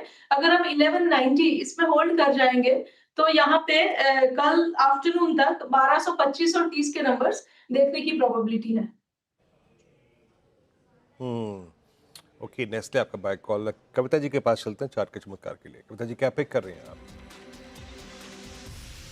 सो वीरेन जी, अभी आपने जिक्र भी किया था कमिंस इंडिया काफी अच्छा से काउंटर बाहर निकला है और पॉजिटिव ट्रेंड के साथ हायर हाई फॉर्मेशन को इंटैक्ट किए हुए है। 4021 के लेवल पर है। ये अपसाइड मोमेंटम 4017 4100 के लेवल की तरफ बढ़ता हुआ दिख सकता है अंटिल काउंटर अपने 3990 के लेवल को मेंटेन किए हुए है। One can go for price move of 4100। Okay, comments India 4022 पे बहुत ही, देखिए जब मैं क्लोजिंग में शुरुआत किया था डिस्कशन को, भाव था 3995, 25 रुपये वहाँ से भी फर्दर मूव कर गया। क्या गजब का मूव दिया कमेंट्स ने, heading towards all time high. 4070 4100 का लक्ष्य यहाँ पे। अब चलते हैं मयूरेश जी के पास आज का मिड कैप फंडा कॉल के लिए। मयूरेश जी क्या पिक करेंगे आप? तो वीरू जी, हमें सारडा एनर्जी काफ़ी पसंद आ रहा है। एक तो नतीजे काफ़ी शानदार थे, दूसरा इन्होंने जो एसके स्पार का अधिग्रहण किया है 2x300 मेगावाट की जो यूनिट्स है, और जिनके पास एक पूरी की पूरी बैकिंग है कोल माइंस में कारेपालमा 4-7 ब्लॉक की। यहाँ से आई थिंक जो एक पूरी सिक्योरिटी मिलती है पावर प्लांट्स रन करने के लिए, आई थिंक वो काफ़ी अद्भुत है, जिसकी वजह से आई थिंक मार्जिन्स जो है ये धंधे में ये काफ़ी अच्छे रह सकते हैं। और ये साफ दिख रहा है इन Q1 नंबर्स। FY25 में ओवरऑल एबिटा मार्जिन 29% के आसपास थी, और इनका जो कोर बिजनेस है pellets, billets, sponge iron, ferromanganese, silico manganese, ये तो ठीक ठाक करेगा ही करेगा। बट जैसे नया energy business including the new acquisition और जो हाइड्रो इलेक्ट्रिक प्लांट्स इन्होंने आई थिंक कमीशन किए हैं, I think with better tariff rates, आज 5.61 का रेट मिल रहा है, शायद ये 6.20 का भी रेट मिले for any commission that happens over the next 3 to 6 months, जो पूरे के पूरे बैक्ड होते हैं with PPAs for the next 25 years। तो कहीं ना कहीं आई थिंक एक ट्रांजिशन जरूर हो रही है from a commodity company to an energy company.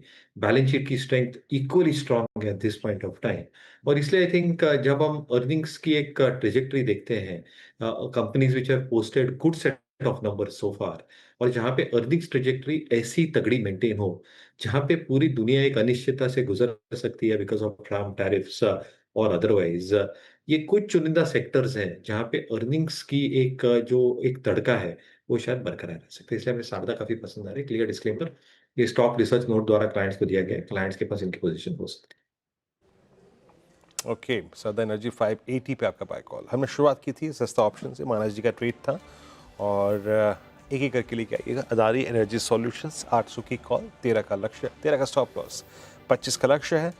FNO superstar रचना जी ने पिक किया, इनका ट्रेड रहा नेस्ले इंडिया फ्यूचर्स 1225 1230 के लक्ष्य के लिए, 1190 का स्टॉप लॉस है। और कविता जी ने पिक किया कमेंट्स, ये इनकी buy call, strong momentum expect कर रही है टुवर्ड्स 4070 4100, और सारदा एनर्जी यहाँ पे मयूरेश जी की कॉल है। जहाँ तक स्ट्रॉन्ग मोमेंटम का सवाल है, जरा AB लाइफस्टाइल को लेके आइएगा, AB फैशन, इन दोनों अगर आप स्टॉक्स को देखें तो क्या शानदार मूव सुबह से अगर आप देखें कायम है इस वक्त। कारण क्या है? और ये जहाँ हालांकि उतना स्ट्रांग नहीं है, as strong as I think जो सुबह फर्स्ट वीक में था, बट स्टिल तेजी परसिस्ट कर रही है यहाँ पर। श्रेया से बात करते हैं। श्रेया, एग्जैक्टली रीजन क्या है इसके पीछे और इस स्ट्रेच के पीछे का? बिल्कुल, देखिए रीज़न ये है कि ब्रोकरेज रिपोर्ट्स आई, काफ़ी बुलिश रिपोर्ट। मॉर्गन स्टैनली की रिपोर्ट है Aditya Birla fashion and retail पर, साथ ही आदित्य बिरला लाइफस्टाइल ब्रांड्स पर भी। आदित्य बिरला लाइफस्टाइल ब्रांड्स की हाल ही में लिस्टिंग हुई है 23 जून को, Aditya Birla fashion and retail से डीमर्ज होकर, तो दोनों पर मॉर्गन स्टैनली काफ़ी बुलिश हैं। टारगेट प्राइस अच्छा खासा बढ़ाते हैं। आदित्य बिरला फैशन पर उन्होंने अपग्रेड किया है स्टॉक को, ओवरवेट की कॉल दी है, साथ ही टारगेट प्राइस 113 रुपये प्रति शेयर का रख दिया है। फंडामेंटली काफ़ी अच्छा लग रहा है उनको। ये काउंटर कह रहे हैं कि जिस तरीके से लग्जरी डिमांड बढ़ रही है भारत में, इस काउंटर को आदित्य बिरला फैशन रिटेल को फायदा होता हुआ नजर आएगा। साथ ही एथनिक और लग्जरी बिजनेस में भी बढ़ावा देखने को मिल रहा है, तो उसका भी फायदा मिलेगा। साथ ही वैल्यूएशन री रेटिंग की भी संभावनाएं देख रहे हैं वो। इसके अलावा वो कह रहे हैं कि फिनेंशियल 27 और 28 में अगर आप देखें तो लगभग 14% रेवेन्यू केगर, साथ ही 27% एबिटा केगर रहने का अनुमान है। स्टॉक फिलहाल बेहतर नजर आ रहा है वैल्यूएशन के लिहाज से भी मॉर्गन स्टैनली को। इसके अलावा दूसरा जो स्टॉक है आदित्य बिरला लाइफस्टाइल ब्रांड्स, इस पर भी रिपोर्ट काफ़ी बुलिश है। वो कह रहे हैं 175 तक के टारगेट एक्सपेक्टेड हैं। साथ ही इन्होंने इनिशिएट की है कवरेज ओवरवेट की कॉल के साथ। ये कह रहे हैं कि इसमें पुराने यानी कि कोर और यंगर दोनों तरह के ब्रांड्स आपको मिल जाएंगे, तो ये मिक्सचर जो है वो काफ़ी अच्छा लग रहा है इनको। यहाँ पर भी फाइनेंशियल ईयर 25-28 में 10% रेवेन्यू केगर की उम्मीद है और मार्जिन और रिटर्न प्रोफाइल भी धीरे धीरे सुधरता हुआ नजर आएगा इस पर्टिकुलर काउंटर में। और यहाँ पर भी वैल्यूएशन का कंफर्ट नजर आ रहा है मॉर्गन स्टैनली को, इसलिए दोनों स्टॉक्स आपके रडार पर होना चाहिए। जी समझ में आ रहा है कि दिवाली आ रही है श्रेया। दोनों स्टॉक्स को देखिए आप देखिए सोने को, आप देखिए SBI कार्ड्स को। स्वैप तो यही हो रहा है ना, 817.60 पे डी हाई पर आके ट्रेड कर रहा है ये पूरी की पूरी एथनिक। टीम और अच्छा जिस करती तरीके है। से ब्रोकरेजेस ने मेंशन किया कि एथनिक में भी डिमांड, एथनिक लाइफस्टाइल, सूट, हाँ तो ये दुपट्टा, फिर तो यही है हमेशा फिर आप फेस्टिव सीजन। सारे ये वाला जो होता है ना, ये वाला फेज जो सितंबर अक्टूबर का एथनिक वियर्स जो है ना, वो खूब बिकते हैं श्रेया। खैर चलिए अब एक काम करते हैं। निफ्टी वो चुपचाप ट्रेजेक्ट्री 24,850 की उसी में खुश है, इसे उसी में खुश और उसी में मशरूफ रहने देते हैं। हम एक काम करते हैं, एक ब्रेक लेते हैं। ब्रेक के बाद हमारे साथ गुरमीत जी जुड़ेंगे, उनसे करेंगे बातचीत बिग मार्केट वॉइसेस की कड़ी में गुरमीत चड्ढा जी से खास बातचीत। ब्रेक के बाद हाजिर होते हैं।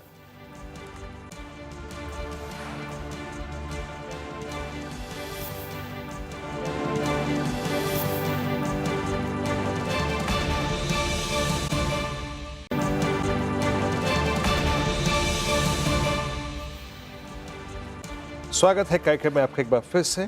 और अब चलिए चर्चा शुरू करते हैं बिग मार्केट वॉइसेस में आज गुरमीत जी के साथ। गुरमीत जी नमस्कार, कार्यक्रम में स्वागत है। हमने तो लग रहा है जैसे कि ग्लोबल मार्केट्स की तेज़ी में पार्टिसिपेट करना ही भूल गए हैं और इतना बड़ा ट्रिगर था गुरमीत, उस पर रिएक्शन सेक्टर स्पेसिफिक आया बट ब्रॉडर मार्केट्स ने पार्टिसिपेट नहीं किया। इन्फोसिस का बाय बैक और उसके लिए जो होने जा रही बैठक है, जो बोर्ड बैठक उसमें विचार होगा। स्टॉक स्पेसिफिक, सेक्टर स्पेसिफिक है मूव, लेकिन ब्रॉडर मार्केट्स पार्टिसिपेट नहीं कर रहे हैं। पोजीशनिंग इंडियन मार्केट्स की, first of all talk about positioning, लग कैसी रही आपको इस वक्त पोजीशनिंग? वीरू जी बिल्कुल ठीक है। आई थिंक GST के बाद थोड़ा सा डिसअपॉइंटिंग था मार्केट का रिएक्शन। इवन आप कंजम्पशन में भी देखेंगे तो सिलेक्ट पॉकेट्स में बहुत तेजी आई है। जैसे ऑटो में आप देखेंगे तो M&M में तेजी है, पूरा सेक्टर नहीं ऊपर गया। जैसे टाटा मोटर्स आप देखेंगे लगभग फ्लैट ही है। M&M में तेजी है, मारुति में तेजी है, टू व्हीलर स्टॉक्स में थोड़ी बहुत तेजी है, बट ऐसे रनअवे तेजी नहीं है ऑटो में भी। सिमिलरली अगर आप FMCG देखेंगे तो थोड़ा थोड़ा मूवमेंट आया है, बट ऐसा नहीं है कि स्टॉक्स। उसका कारण ये है कि बाजार एक बार वीरू जी अर्निंग्स देखना चाहता है। वो देखना चाहता है कि ये वॉल्यूम ग्रोथ बढ़ता है और थोड़ा सा मुझे लगता है प्राइसिंग देखना चाहता है। अगर प्राइसिंग पावर नहीं आई साथ में वॉल्यूम के, तो ये फिर टैक्टिकल मूव रह जाएगा, स्ट्रक्चरल नहीं रह जाएगा। और आई थिंक वो बाजार देखना चाहेगा एक क्वार्टर बड़ा उसके। और प्लस हमने देखा है ग्लोबल सेलिंग कंटिन्यू हो रही है। FI की पोजीशनिंग आप टेक्निकल बेहतर समझते हैं, अभी भी 92% शॉर्ट है। 2-2.5 करोड़ की अभी भी कैश में सेलिंग है। और मैं कुछ डेटा देख रहा था, जितने काफी सारे फंड्स हैं जो ग्लोबल फंड्स हैं, US बेस्ड हैं, अदर हैं, इंडिया पे 2-2.5% अंडरवेट है। एक टाइम था ये 2-2.5% ओवरवेट होते थे, तो वो साफ नजर भी आ रहा है FI पोजीशन में। और एक समय पे ये बदलेगा वीरू जी, क्योंकि जितना कंसोलिडेट करेगा उतना टाइम करेक्शन होगा, उतना वैल्यूएशंस रीजनेबल होते जाएंगे। और मुझे लगता है कि कुछ पॉकेट्स में मार्केट अर्निंग्स में सरप्राइज करेगा। जैसे ये वाला जो सीजन है, ये क्वार्टर और अगला क्वार्टर ऑटो का बहुत जबरदस्त सरप्राइज करने वाला है। हमने ग्राउंड फीडबैक लिया है, बहुत एक्साइटमेंट है। अच्छी हर कार पे 1-1.5 लाख रुपए का एवरेज प्राइस कट है। हाई एंड कार्स पे 3 से 4 लाख रुपए का प्राइस कट है, वो आपको देखने को मिलेगा। सिमिलरली फेस्टिव सीजन की शुरुआत अच्छी हुई है, रूरल इकोनॉमी अच्छा कर रही है। तो मुझे लगता है जो टू व्हीलर फेसिंग इकोनॉमी है, फर्टिलाइजर्स हैं, वाटर पंप्स हैं, जो रूरल पॉकेट्स हैं, फार्म इक्विपमेंट हैं, वो भी मुझे लगता है अच्छा अपसाइड दे सकते हैं। तो आपको थोड़ा पोजिशनिंग, पिछले 3 साल का पोजिशनिंग केपेक्स रहा है, एनर्जी रहा है, डिफेंस रहा है, कंजम्पशन नहीं रहा है। तो कहीं ना कहीं पोर्टफोलियो को थोड़ा सा पिवट करना पड़ेगा आपको कंजम्पशन की तरफ। अच्छा गुरमीत, ठीक है, कंजम्पशन थीम पे आप फोकस कर रहे हैं, बट 2-3 बास्केट ऐसी जिन पे थोड़ी सी तलवारें लटक रही थी, लेकिन अब शायद वो फियर नहीं है। जहाँ ये पॉसिबली मेरे ख्याल से मेरे दिमाग के ऊपर हो सकती है। ये फार्मा में वो एक टैरिफ की तलवार लटकी हुई थी कि भाई मैं फार्मा को पनिश करूँगा, डोनाल्ड ट्रंप ये कह रहे थे। पर आई थिंक जो शुक्रवार को और शनिवार को हुआ, जो उनके शब्द थे जो भारत के परिप्रेक्ष्य में और प्रधानमंत्री मोदी जी के लिए उन्होंने यूज़ किए, वो फियर आपको अब आउट ऑफ पिक्चर लग रहा है क्या? क्या एक फार्मा सही तरीके से सही जगह प्लेस सेक्टर है इस वक्त? फार्मा पे आपका टेक क्या है? नहीं बिल्कुल, आई थिंक थोड़ा सा टोन डाउन हुआ है, बट देखिए यूएस के साथ आप कभी भी श्योर नहीं हो सकते, क्योंकि एक तरफ जो उनके ट्रेड एडवाइजर हैं, चाहे वो पीटर नवारो हो या बेसेंट हो, उनका आउटबर्स्ट चालू है। पीएम प्रेसिडेंट लेवल पे थोड़ा सा जरूर हमने बोनहोमी देखी है, बट मैं उस पर ज्यादा नहीं। इनफैक्ट आप देखिए जो उनकी ट्रेड डील्स है, उन्होंने जो अमेंडमेंट किया, फार्मा को दूर रखा, वो मुझे लगता है पॉजिटिव है। दूसरा, भारत बहुत बड़ा सप्लायर है जेनरिक्स का, और इससे बड़ा ट्रिगर जो लॉन्ग टर्म ट्रिगर है वीरू जी, आप देखिए 2033 तक, यहाँ से लेके अगले 8 साल तक $600 बिलियन के ड्रग ऑफ पेटेंट होंगे। तो जो एक एड्रेसेबल मार्केट है और प्रॉफिट पूल है, वो काफी बड़ा होने वाला है हमारे सेगमेंट के लिए। तो मुझे लगता है, मैं और ये बात मैं आपसे पहले भी कह चुका हूँ, फार्मा उस सिचुएशन पे है जहाँ आईटी था हमारे लिए अर्ली 90s में। तो मुझे लगता है बहुत ही बड़ी अपॉर्चुनिटी है फार्मा में, उसमें जेनरिक्स भी है, सीडीएमओ भी है। उसके अलावा गवर्नमेंट इनिशिएटिव्स ले रही है, 10 लाख का कवर हो जाएगा सीनियर सिटीजन्स के लिए। तो आप देखिए करीबन 33 करोड़ सीनियर सिटीजन्स हैं। जब उनको अफोर्डेबल हेल्थ केयर मिलेगा, एक्सेस मिलेगा, तो मार्केट और एक्सपैंड करेगा। और पूरा फार्मा का वेटेज निफ्टी 500 में कुछ 5-5.5% है। 140-50 करोड़ का देश है। फार्मा का वेटेज किसी भी बड़ी इकोनॉमी में 10-12% होता है, तो अंडरवेट है फार्मा इंडाइसिस में भी। तो मैं काफी बुलिश हूँ, और अगर कोई करेक्शन आता है फार्मा में, तो मेरे हिसाब से वो अपॉर्चुनिटी है। ओके, करेक्शन आता है फार्मा में तो अपॉर्चुनिटी के तहत आप देख सकते हैं। Gurmeet ji, good afternoon. Wedding season, festive season के लिए शॉपिंग कर ली क्या आपने? थोड़ी देर पहले हम इसी पे चर्चा कर रहे थे, और आप देखिए Avenue Supermart, V Mart, Vishal Mega Mart जैसे स्टॉक्स अप हैं। साथ ही थोड़ी देर पहले आदित्य बिरला फैशन और उसके जो एक और जो डीमर्ज के बाद लिस्ट हुई है कंपनी, उसकी भी हम बात कर रहे थे। अच्छी तेज़ी सभी काउंटर्स में देखने को मिल रही है। आपने कंजम्पशन बास्केट छेड़ा है, तो इसी पे मेरा सवाल, इस थीम को कैसे प्ले करें फेस्टिव सीजन के लिहाज से? तो गुड आफ्टरनून श्रेया। हम इसको ना 2-3 भाग में, जैसा मैंने बोला, कंजम्पशन को डिवाइड किया है। पहला ऑटो है, तो हमने ओवरवेट हुए हैं ऑटो में, 4 व्हीलर्स में भी और 2 व्हीलर्स में भी, और ऑटो ओईएम्स और एंसिलरी में भी करीबन 2 से 3% वहाँ हमने वेट बढ़ाया है। एमएनएम है, उनो मिंडा है, हमारी हमारी टॉप पिक्स हैं वहाँ पे। इसके अलावा हम डिस्क्रिशनरी, जो आपने बात करी स्पेंडिंग की, उसमें हमने इनफैक्ट ट्रेंड में थोड़ी कमजोरी देखने को मिली है, तो हमने ट्रेंड टाइट किया है पोर्टफोलियो में। एक हमने चिल्ड्रन कंजम्पशन पे डॉम्स अभी शुरू किया ऐड करना, जो कि चिल्ड्रन स्टेशनरी पे है। बहुत सारा पोर्टफोलियो उनका 0 जीएसटी पे आ गया है, और काफी सारे प्रोडक्ट्स 5 जीएसटी पे आ गए हैं। हमें अच्छा लग रहा है, और ये थोड़ा सा इतना सिक्लिकल नहीं है बिजनेस जितना बाकी होते हैं। उसके अलावा हम न्यू एज जो बिजनेसेस हैं, प्लेटफॉर्म प्लेज हैं, चाहे वो इटर्नल है, चाहे वो पॉलिसी बाजार है, चाहे वो पेटीएम है, हम उसको भी ऐड कर रहे हैं। वो एक तरीके का प्ले होगा यहाँ पे। और हम कुछ एक अपॉर्चुनिटीज ढूंढ रहे हैं टैक्टिकली एफएमसीजी में, जो जहाँ पे पूरे पोर्टफोलियो में जीएसटी का इम्पैक्ट ज्यादा है। जैसे ब्रिटानिया है, लगभग 80-90% पोर्टफोलियो पे इम्पैक्ट पड़ा है जीएसटी का। इसके अलावा हम मैरिको को स्टडी कर रहे हैं, तो हम थोड़ा सा एफएमसीजी साइड पे भी टैक्टिकली पोजीशन बढ़ा रहे हैं। ओके, तो ये ऐसे इसको अप्रोच करना है पूरे कंजम्पशन सेक्टर को। इसके अलावा हालांकि मैंने कई बार आपसे पूछा भी है, बैंक्स चलने को तैयार नहीं है गुरमीत जी। बैंक्स दिक्कत में और सिरदर्द बना हुआ है अभी फिलहाल मार्केट का। हालांकि आईटी से आज थोड़ा बहुत सपोर्ट मिला, लेकिन बैंक्स बैकफुट पर। कब हालात सुधरेंगे बैंक्स को, आपको क्या लगता है? क्या एनालिसिस और कैसे अप्रोच किया जाए प्राइवेट बैंक्स स्पेशली? देखिए, जितना कंसोलिडेट करेगा उतनी अपॉर्चुनिटी है, क्योंकि इवेंचुअली कंजम्पशन हो, कैपेक्स हो, बैंक में रिफ्लेक्ट करेगा उसकी बैलेंस शीट में। और मुझे लगता है कि फेड के बाद, फेड जब रेट कट करेगा 15-16 को, आई थिंक आरबीआई भी फॉलो सूट देगा एक और रेट कट के लिए। और एक बार जब ये क्रेडिट डिमांड अच्छी डबल डिजिट में आएगी, जब बाजार डिमांड देखेगा, तो क्रेडिट ऑप्टिक अपने आप बढ़ेगा। तो थोड़ा लैग इफेक्ट के साथ जाएगा। इनिशियली हो सकता है एनबीएफसीज, गोल्ड फाइनेंस कंपनीज ये बेहतर करें, क्योंकि इनके कॉस्ट ऑफ फंड्स में इमीडिएट फर्क पड़ता है। तो हमने मुथूट है हमारे पोर्टफोलियो में, हमारे पास पूना वाला है, बजाज फाइनेंस है, छोला है पोर्टफोलियो में। तो मुझे लगता है पहले शायद आपको कंजम्पशन ड्रिवन एनबीएफसीज में प्ले आएगा, और फिर प्राइवेट बैंक्स भी पार्टिसिपेट करेंगे। और आप देखिए पीछे जब नहीं हो रहे थे, जब करेक्शन आया था फरवरी में मार्केट में, तो बैंक निफ्टी कुछ 46-47 हजार था, आज 54,000 है। तो जितना भी कंसोलिडेट करेगा, क्योंकि ये एक पॉकेट है मार्केट का जहाँ वैल्यूएशन भी रीजनेबल है। आप प्राइस टू बुक बेसिस पे देखिए, आप पी बेसिस पे देखिए, उनको 10 ईयर मीडियन से भी वैल्यूएशन नीचे है फाइनेंशियल्स का। तो मेरे हिसाब से बहुत अच्छी अपॉर्चुनिटी है। जियो फाइनेंशियल भी हमारे पर, तो हम ओवरवेट हैं फाइनेंशियल पर कंजम्पशन में। ये हमारे पोर्टफोलियो का लगभग 50% पार्ट है। ओके, जियो फाइनेंशियल पे ठीक है, याद रखिएगा। इस चैनल का स्वामित्व प्रबंधन रिलायंस इंडस्ट्रीज होल्ड करते हैं, और उसी समूह के अंतर्गत ये कंपनी भी आती है, तो सो प्लीज़ काइंडली एक निजी राय ज़रूर रखें।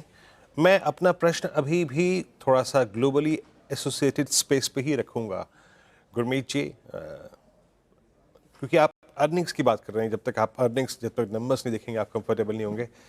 मेटल्स में जो ये जोर पकड़ा है, तेज़ी आई है चाइना के उस स्लो डाउन वाले एक्शन के बाद, मेटल्स या फिर केमिकल्स, ये दो globally I mean related space पर आपका ठीक है, यहाँ पर आप लोगों ने स्टॉक स्पेसिफिक क्या बाइंग करी है?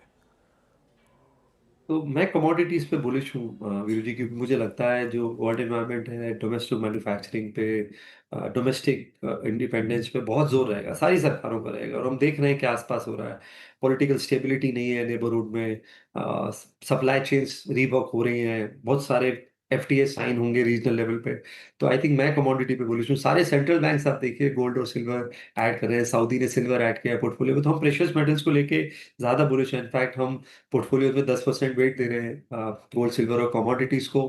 तो एक मल्टी एसेट अप्रोच रख रहे हैं ब्रॉडर एलोकेशन लेवल पे। और थोड़ा सा हम एक्सपोजर कमोडिटीज में हमारे पास एक स्टॉक है मुकन, जो कि बजाज की कंपनी है। ये टर्न अराउंड स्टोरी है, यहाँ पे एसेट मोनेटाइजेशन हो रहा है, मैनेजमेंट चेंज हुआ है, प्लस उन्होंने मशीन टूलिंग का एक अलग डिवीजन बनाया है जहाँ पे वो क्रेन्स बना रहे हैं पोर्ट के लिए। तो हमें हमें ये टर्न अराउंड स्टोरी लगती है पोर्टफोलियो में। इसके अलावा जैसा मैंने बोला, मेरा कॉपर पे सिल्वर पे व्यू अच्छा है, क्योंकि इनकी इंडस्ट्रियल डिमांड भी बड़ी है। सिल्वर की इन पर्टिकुलर आप देखिए कंडक्टिविटी बहुत अच्छी है, तो सेमीकंडक्टर्स में, सोलर पैनल्स में, ईवी में डिमांड बढ़ेगी। और तो हम ओवरऑल बुलिश हैं। तो टैक्टिकली हम कुछ मेटल कंपनीज को भी देख रहे हैं। थोड़ा सा फोकस गोल्ड माइनिंग की तरफ भी है, बट अभी हमने कुछ वहाँ पे ऐड नहीं किया है। ये गोल्ड अभी कितना और दमखम देख रहे हैं आप, जिस प्रकार जो सर्कमस्टेंसेस में है, या फिर मतलब गोल्ड को हाथ ना लगाना हो तो मुथूट या फिर मन्नापुरम? एनबीएफसी में सबसे स्ट्रॉन्ग स्पेस यही है इस वक्त। हाँ, I think gold finance NBFC strong space है। उसके अलावा वीरू जी आप देखिए, डॉलर का अगर आप ओवरऑल वेटेज देखें यूएस ट्रेजरी का 42% रह गया है। पहली बार गोल्ड का वेटेज अगर आप सेंट्रल बैंक्स में देखेंगे, और कहीं ना कहीं हमारे हाउस होल्ड में भी इम्पैक्ट दिखेगा। इंडिया सबसे बड़ा ओनर है इंडियन हाउस होल्ड गोल्ड का सेंट्रल बैंक्स के बाद। तो ये पॉजिटिव वेल्थ इफेक्ट भी आपको देखने को मिलेगा एक एक सेंटिमेंट में जब फेस्टिव सीजन स्टार्ट होगा। तो मेरा ये मानना है कि ये जो ट्रस्ट फैक्टर था डॉलर का, वो कहीं ना कहीं शेक हुआ है। तो जितने सेंट्रल बैंक्स हैं वो डाइवर्सिफाई करते रहेंगे, ग्रेजुअल डाइवर्सिफिकेशन होगा। तो अगर कोई अपॉर्चुनिटी मिलती है, करेक्शंस आएंगे, मान लीजिए अगर ट्रेड डील हो जाती है, रिस्क ऑफ होता है, तो एक शार्प करेक्शन भी आएगा प्रेशियस मेटल्स में। बट वो एक मौका होगा थोड़ा और वेटेज रखने का। तो मैं 10% मैं बोलूंगा कि आपको weightage gold silver commodity basket में रखना चाहिए पोर्टफोलियो का। एक ये हैज है। और हम इसको, जैसा मैंने बोला आपको, हम गोल्ड फाइनेंस एनबीएफसी के थ्रू खेल रहे हैं। कुछ एक ग्लोबल फंड्स हैं जो गोल्ड माइनिंग कंपनीज में भी इन्वेस्ट करते हैं, बट अभी आरबीआई की लिमिट ब्रीच हुई है, फीडर फंड्स बाहर इन्वेस्ट नहीं कर पा रहे हैं। बट वो अगर अपॉर्चुनिटी खुलेगी तो उसको भी देखेंगे। ओके, एक आखिरी सवाल गुरमीत जी मेरी तरफ से। एनर्जी स्पेस हमने टच नहीं किया, मैक्सिमम सेक्टर्स पर हमने बात रखी, लेकिन एनर्जी स्पेस आपको कैसे लग रहा है? और ऐसे मूड माहौल में एनर्जी स्पेस में आपका रुझान क्या होगा? एनएचपीसी पे इनफैक्ट आज काफ़ी बुलिश रिपोर्ट भी आई सीएलएसए की। कैसे देख रहे हैं आप एनर्जी स्पेस को, और यहाँ पे क्या रुझान आपका? हम काफी कंस्ट्रक्टिव हैं और शुरू से कंस्ट्रक्टिव हैं। एनर्जी जनरेशन में तो हम है ही हैं। हम ज्यादा पावर इक्विपमेंट पे बुलिश हैं। तो हमारे पास ट्रांसफार्मर कंपनी है, हमारे पास सीजी पावर है जो पावर सिस्टम्स में भी है, और अब सेमीकंडक्टर में भी है पोर्टफोलियो में। हमारे पास हिंद रेक्टिफायर है जो ट्रांसफार्मर्स बनाते हैं प्राइमरली रेलवेज के लिए, लोकोमोटिव्स के लिए, और एक्सपैंड कर रहे हैं एंड यूज पीसीबीज का। उसके अलावा हमारे पास पॉलीकैब है, केबल एंड वायर्स में काफी टाइम से हमारा एक्सपोजर है। तो हम पूरी वैल्यू चेन को, जो एनर्जी के, हम जैसा मैंने बोला ट्रांसमिशन इक्विपमेंट पे ज्यादा बुलिश है। बट ये एक ऐसा स्पेस है जहाँ स्ट्रक्चरली आपको ऑर्डर और अर्निंग्स की दोनों की विजिबिलिटी दिख रही है अगले 4-5 साल। तो और वैल्यूएशन रीजनेबल है। तो ये पोर्टफोलियो का ठीक अच्छा वेट इस स्पेस में होना चाहिए। पोर्टफोलियो का अच्छा वेट होना चाहिए एनर्जी स्पेस में। बहुत शुक्रिया गुरमीत जी आज हमारे साथ जुड़ने के लिए, तमाम सेक्टर्स पर और मार्केट पर अपना व्यू रखने के लिए। बहुत शुक्रिया आपके वक्त के लिए। ओके, अब आगे बढ़ते हैं और देखिए मार्केट तो फिलहाल कुछ नहीं कर रहे हैं। इंडिसेस निफ्टी भी उसी रेंज में कारोबार 24,856 के लेवल पर, बैंक निफ्टी फ्लैट। लेकिन एक इम्पॉर्टेंट खबर आपके लिए, एफएनओ गुरुकुल से एनबीसी आवाज़ लेकर आ रहा है। सितंबर 13-14 को ये गुरुकुल होगा और ये 2 दिन का एक्सक्लूसिव वेबिनार सिर्फ और सिर्फ आपके लिए। आपकी स्क्रीन पर इस वक्त आएगा वो QR कोड जिसको आप स्कैन करके सब डिटेल समझ लेते हैं कि कैसे यहाँ पर एंट्री लेनी है, क्या फ़ी है, क्या प्रोसेस है, सब चीज़। और वीरेंद्र जी, इस बार क्या नया है गुरुकुल में? क्योंकि जब शोज़ करती हूँ मैं जिसमें हम लोगों से बातचीत करते हैं तो मैक्सिमम लोग ये सवाल पूछते हैं कि इस बार नया क्या है और पिछले 2 गुरुकुल से इस बार क्या खास होगा? देखिए श्रेया, डेरिवेटिव्स का एक स्ट्रक्चर है, मूलभूत स्ट्रक्चर है, आप उसको तो तब्दील नहीं कर सकते। बट क्या होता है, I mean futures, option, strategies, roll overs, यही सब होता है। लेकिन मैंने एक चीज़ और जोड़ी। मैं जब साल 2024 को देख रहा था, मुड़ के 2025 को देख रहा था, तो एक चीज़ नज़र आई कि इस बाज़ार को FIS ने ब्यूटीफुली प्ले किया है, and most specially on events, चाहे वो जनरल इलेक्शंस हो, चाहे वो बजट हो, चाहे वो वॉर हो, चाहे वो जियोपॉलिटिकल टेंशंस हो, ये टैरिफ वॉर हो, सबको FIS ने, आज भी जब हम चर्चा कर रहे थे 1,92,000 कॉन्ट्रैक्ट निफ्टी पे इंडेक्स पे FIS शॉर्ट, थोड़ा से इसकी रीडिंग को हमने बैक टेस्टिंग करी है। मतलब बीते 1 साल में कैसे इवेंट बेस्ड ट्रेड्स में FIS सक्सेसफुल रहे, उस डेटा को कैसे रीड करना है, उसको अपनी स्ट्रेटजी में कैसे उतारना है, ये एक सेशन पहला होगा। मतलब पहले सेशन का भी एक भाग होगा, नॉट एंटायरली, बट इस पर फोकस करेंगे। उसके बाद स्ट्रेटजीज और एक रोल ओवर, ये बहुत महत्वपूर्ण पहलू है। याद रखिएगा, जब आप इंडेक्स पे कोई खूबसूरत ट्रेड नहीं ले पाते हैं तो स्टॉक्स पे फोकस करना पड़ता है, और जब स्टॉक्स आप डेरिवेटिव्स पे पिक करते हैं उसमें एक रोल ओवर्स बहुत अहम भूमिका निभाते हैं। उसकी पूरी रीडिंग और आखिरी सेशन आशीष चतुर्वेदी जी के साथ, again investment, stock picking, portfolio creation, portfolio को हेज कैसे करना है, और एक ऐसे बाजार में जब बहुत कम चीज़ें चलती हैं, सेक्टर्स का सिलेक्शन चार्ट के लिए आपको कैसे करना है, आशीष के साथ मज़ा आएगा श्रेया, यकीन मानिए। बाकी आप फीस पे करके देखिए कितनी पता चलेगी आपको। मैं तो सोच रही थी मेरे लिए फ्री बहुत है, कम है, बहुत कम है, बहुत कम है, बहुत कम है। और बताऊं श्रेया, जब 2004-05 में हम डेरिवेटिव्स को सीखने निकले थे तो यकीन मानिए रत्ती भर कंटेंट नहीं था, रत्ती भर कंटेंट नहीं। किसी से पूछना कि डेरिवेटिव्स का मतलब क्या होता है, इंडेक्स क्या होता है, इंडेक्स हेजिंग क्या होती है, वो कंटेंट अवेलेबल नहीं था। तो आपको एक मंच पे एक साथ मात्र 2 सेशंस में बहुत कुछ मिल जाएगा श्रेया। बिल्कुल, बहुत कुछ सीखने को मिलेगा। तो 13 और 14 सितंबर आप हमारे साथ जुड़िए FNO गुरुकुल में। चलिए आगे बढ़ते हैं और डीलर रूम चेक लेते हैं। डीलर्स कौन से स्टॉक्स पर लगा रहे, दाव क्या है उनका व्यू, वो समझते हैं यतिन जी से। यतिन जी बताएं। Good afternoon. और 2 स्टॉक जो आज फोकस में है, जियो फाइनेंस, ये काउंटर में ऊपर के लेवल से काफ़ी सारी सेलिंग हुई है, लेकिन डीलर्स के हिसाब से यहाँ BTST का ट्रेड लेना चाहिए, क्योंकि जो FI यहाँ बिकवाली कर रहे हैं शायद उनकी बिकवाली खत्म हो गई है और यहाँ से स्टॉक में 312-315 तक के लेवल्स देखने को मिल सकते हैं। तो जियो फाइनेंशियल ये काउंटर है जहाँ डीलर्स BTST की एडवाइस दे रहे हैं, और सीमेंस ये काउंटर है जो काफ़ी अच्छी तरीके से आज होल्ड आउट कर रहा है। इनफैक्ट 2-2.5% इनका ओपन इंटरेस्ट बढ़ा है। फ्रेश बैंक देखने को मिल रही है, और 3200-3250 तक के टारगेट्स के लिए यहाँ डीलर्स BTST की रणनीति सुझा रहे हैं अपने क्लाइंट्स को। ओके, सीमेंस और जियो फाइनेंशियल यहाँ पर डीलर्स बुलिश है, क्योंकि जियो फाइनेंशियल का जिक्र हुआ है। तो डिस्क्लेमर आपके स्क्रीन पर, जियो फाइनेंशियल हमारी पेरेंट कंपनी से एसोसिएटेड है, तो कोई भी खरीद फरोख्त आपको करनी हो तो अपने पर्सनल एडवाइजर की सलाह के साथ ही ऐसा करें। अब चलिए BTST और STBT ट्रेड्स लेते हैं। प्रशांत जी, आपसे शुरुआत बताइए, क्या कैरी करेंगे कल के लिए? तो श्रेया, यहाँ पे इटर्नल में जो डिप आई है, मुझे लग रहा है यहाँ पे मैं बाय रेकमेंड करूंगा। करीबन 325 के आसपास ट्रेड कर रहा है, 315-316 के आसपास स्टॉप लॉस रख के बाय करने की सलाह होगी। For targets around 345-350, 345-350। Okay, eternal को आप BTC रेट पिक करेंगे। कविता जी, आपका रेट क्या रहेगा? वीरेंद्र जी, मनप्पुरम फाइनेंस को लेकर जाएंगे। एज ऑफ नाउ 290 के लेवल पर है, हाइस पर क्लोज होते हुए दिख रहा है। अंटिल ये काउंटर 288 के लेवल को मेंटेन किए हुए है। अपसाइड मोमेंटम पॉसिबल है 296-304 के लेवल के लिए। ओके, मनप्पुरम फाइनेंस यहाँ पे खरीदारी कराई कविता जी की तरफ से आती हुई। गाबा सर बताइए, आपके पिक? वही है, रिपीट करूंगा। सुबह मैंने 945 को दिया था अडानी पोर्ट्स, उसका टारगेट था 1380, वो अचीव हो गया। लेकिन मुझे अब भी अच्छा लगता है, क्या करें, अब 1380 के आसपास ट्रेड कर रहा है, 1372 का स्टॉप लगाएंगे, अब टारगेट होगा 1400 Adani ports. Okay, Adani ports. Manas ji, आपके पिक कर रहे हैं कल के लिए? तो देखिए डॉक्टर रेड्डीज के फ्यूचर में खरीदारी करके जाएंगे। Inverse head and shoulder pattern का ब्रेकआउट है, तो 1270 का स्टॉप लॉस लगाएंगे डॉक्टर रेड्डीज के फ्यूचर में, और 1310 1310 के टारगेट सेट करेंगे। डॉक्टर रेड्डीज मैनेजर की तरफ से आते हुए ये रचना जी, आप बताइए आपकी पिक क्या होगी कल के लिए? जी मेरी तरफ से रहेगा जाइडस लाइफ। जाइडस लाइफ में एक स्ट्रॉन्ग अपस्विंग आया है आज सेकंड हाफ में, और मेरे हिसाब से यहाँ पे चांसेस है कि ये कल कंटिन्यू हो सकता है।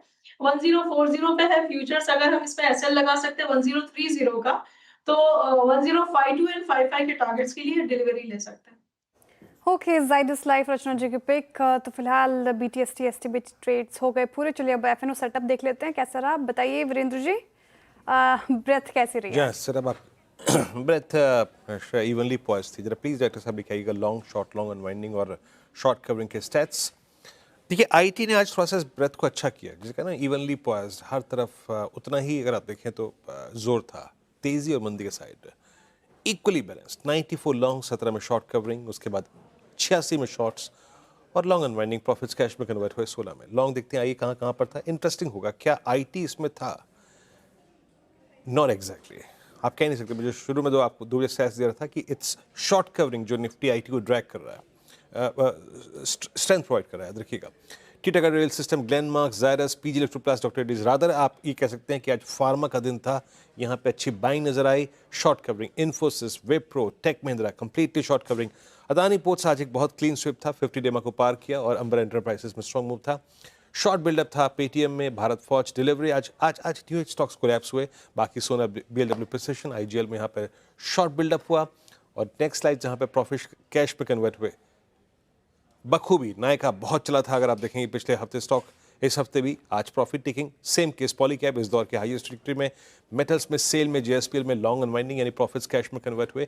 और टाइटन आज 1% नीचे रहा। आइए एक बार टाइटन को देखते हैं, टाइटन करके क्या गया। फाइनली जब गोल्ड ने ऑलमोस्ट 1,09,000 की ट्रिजेक्टरी को छू दिया, टाइटन आज स्लिप हुआ नो डाउट 3629 पे।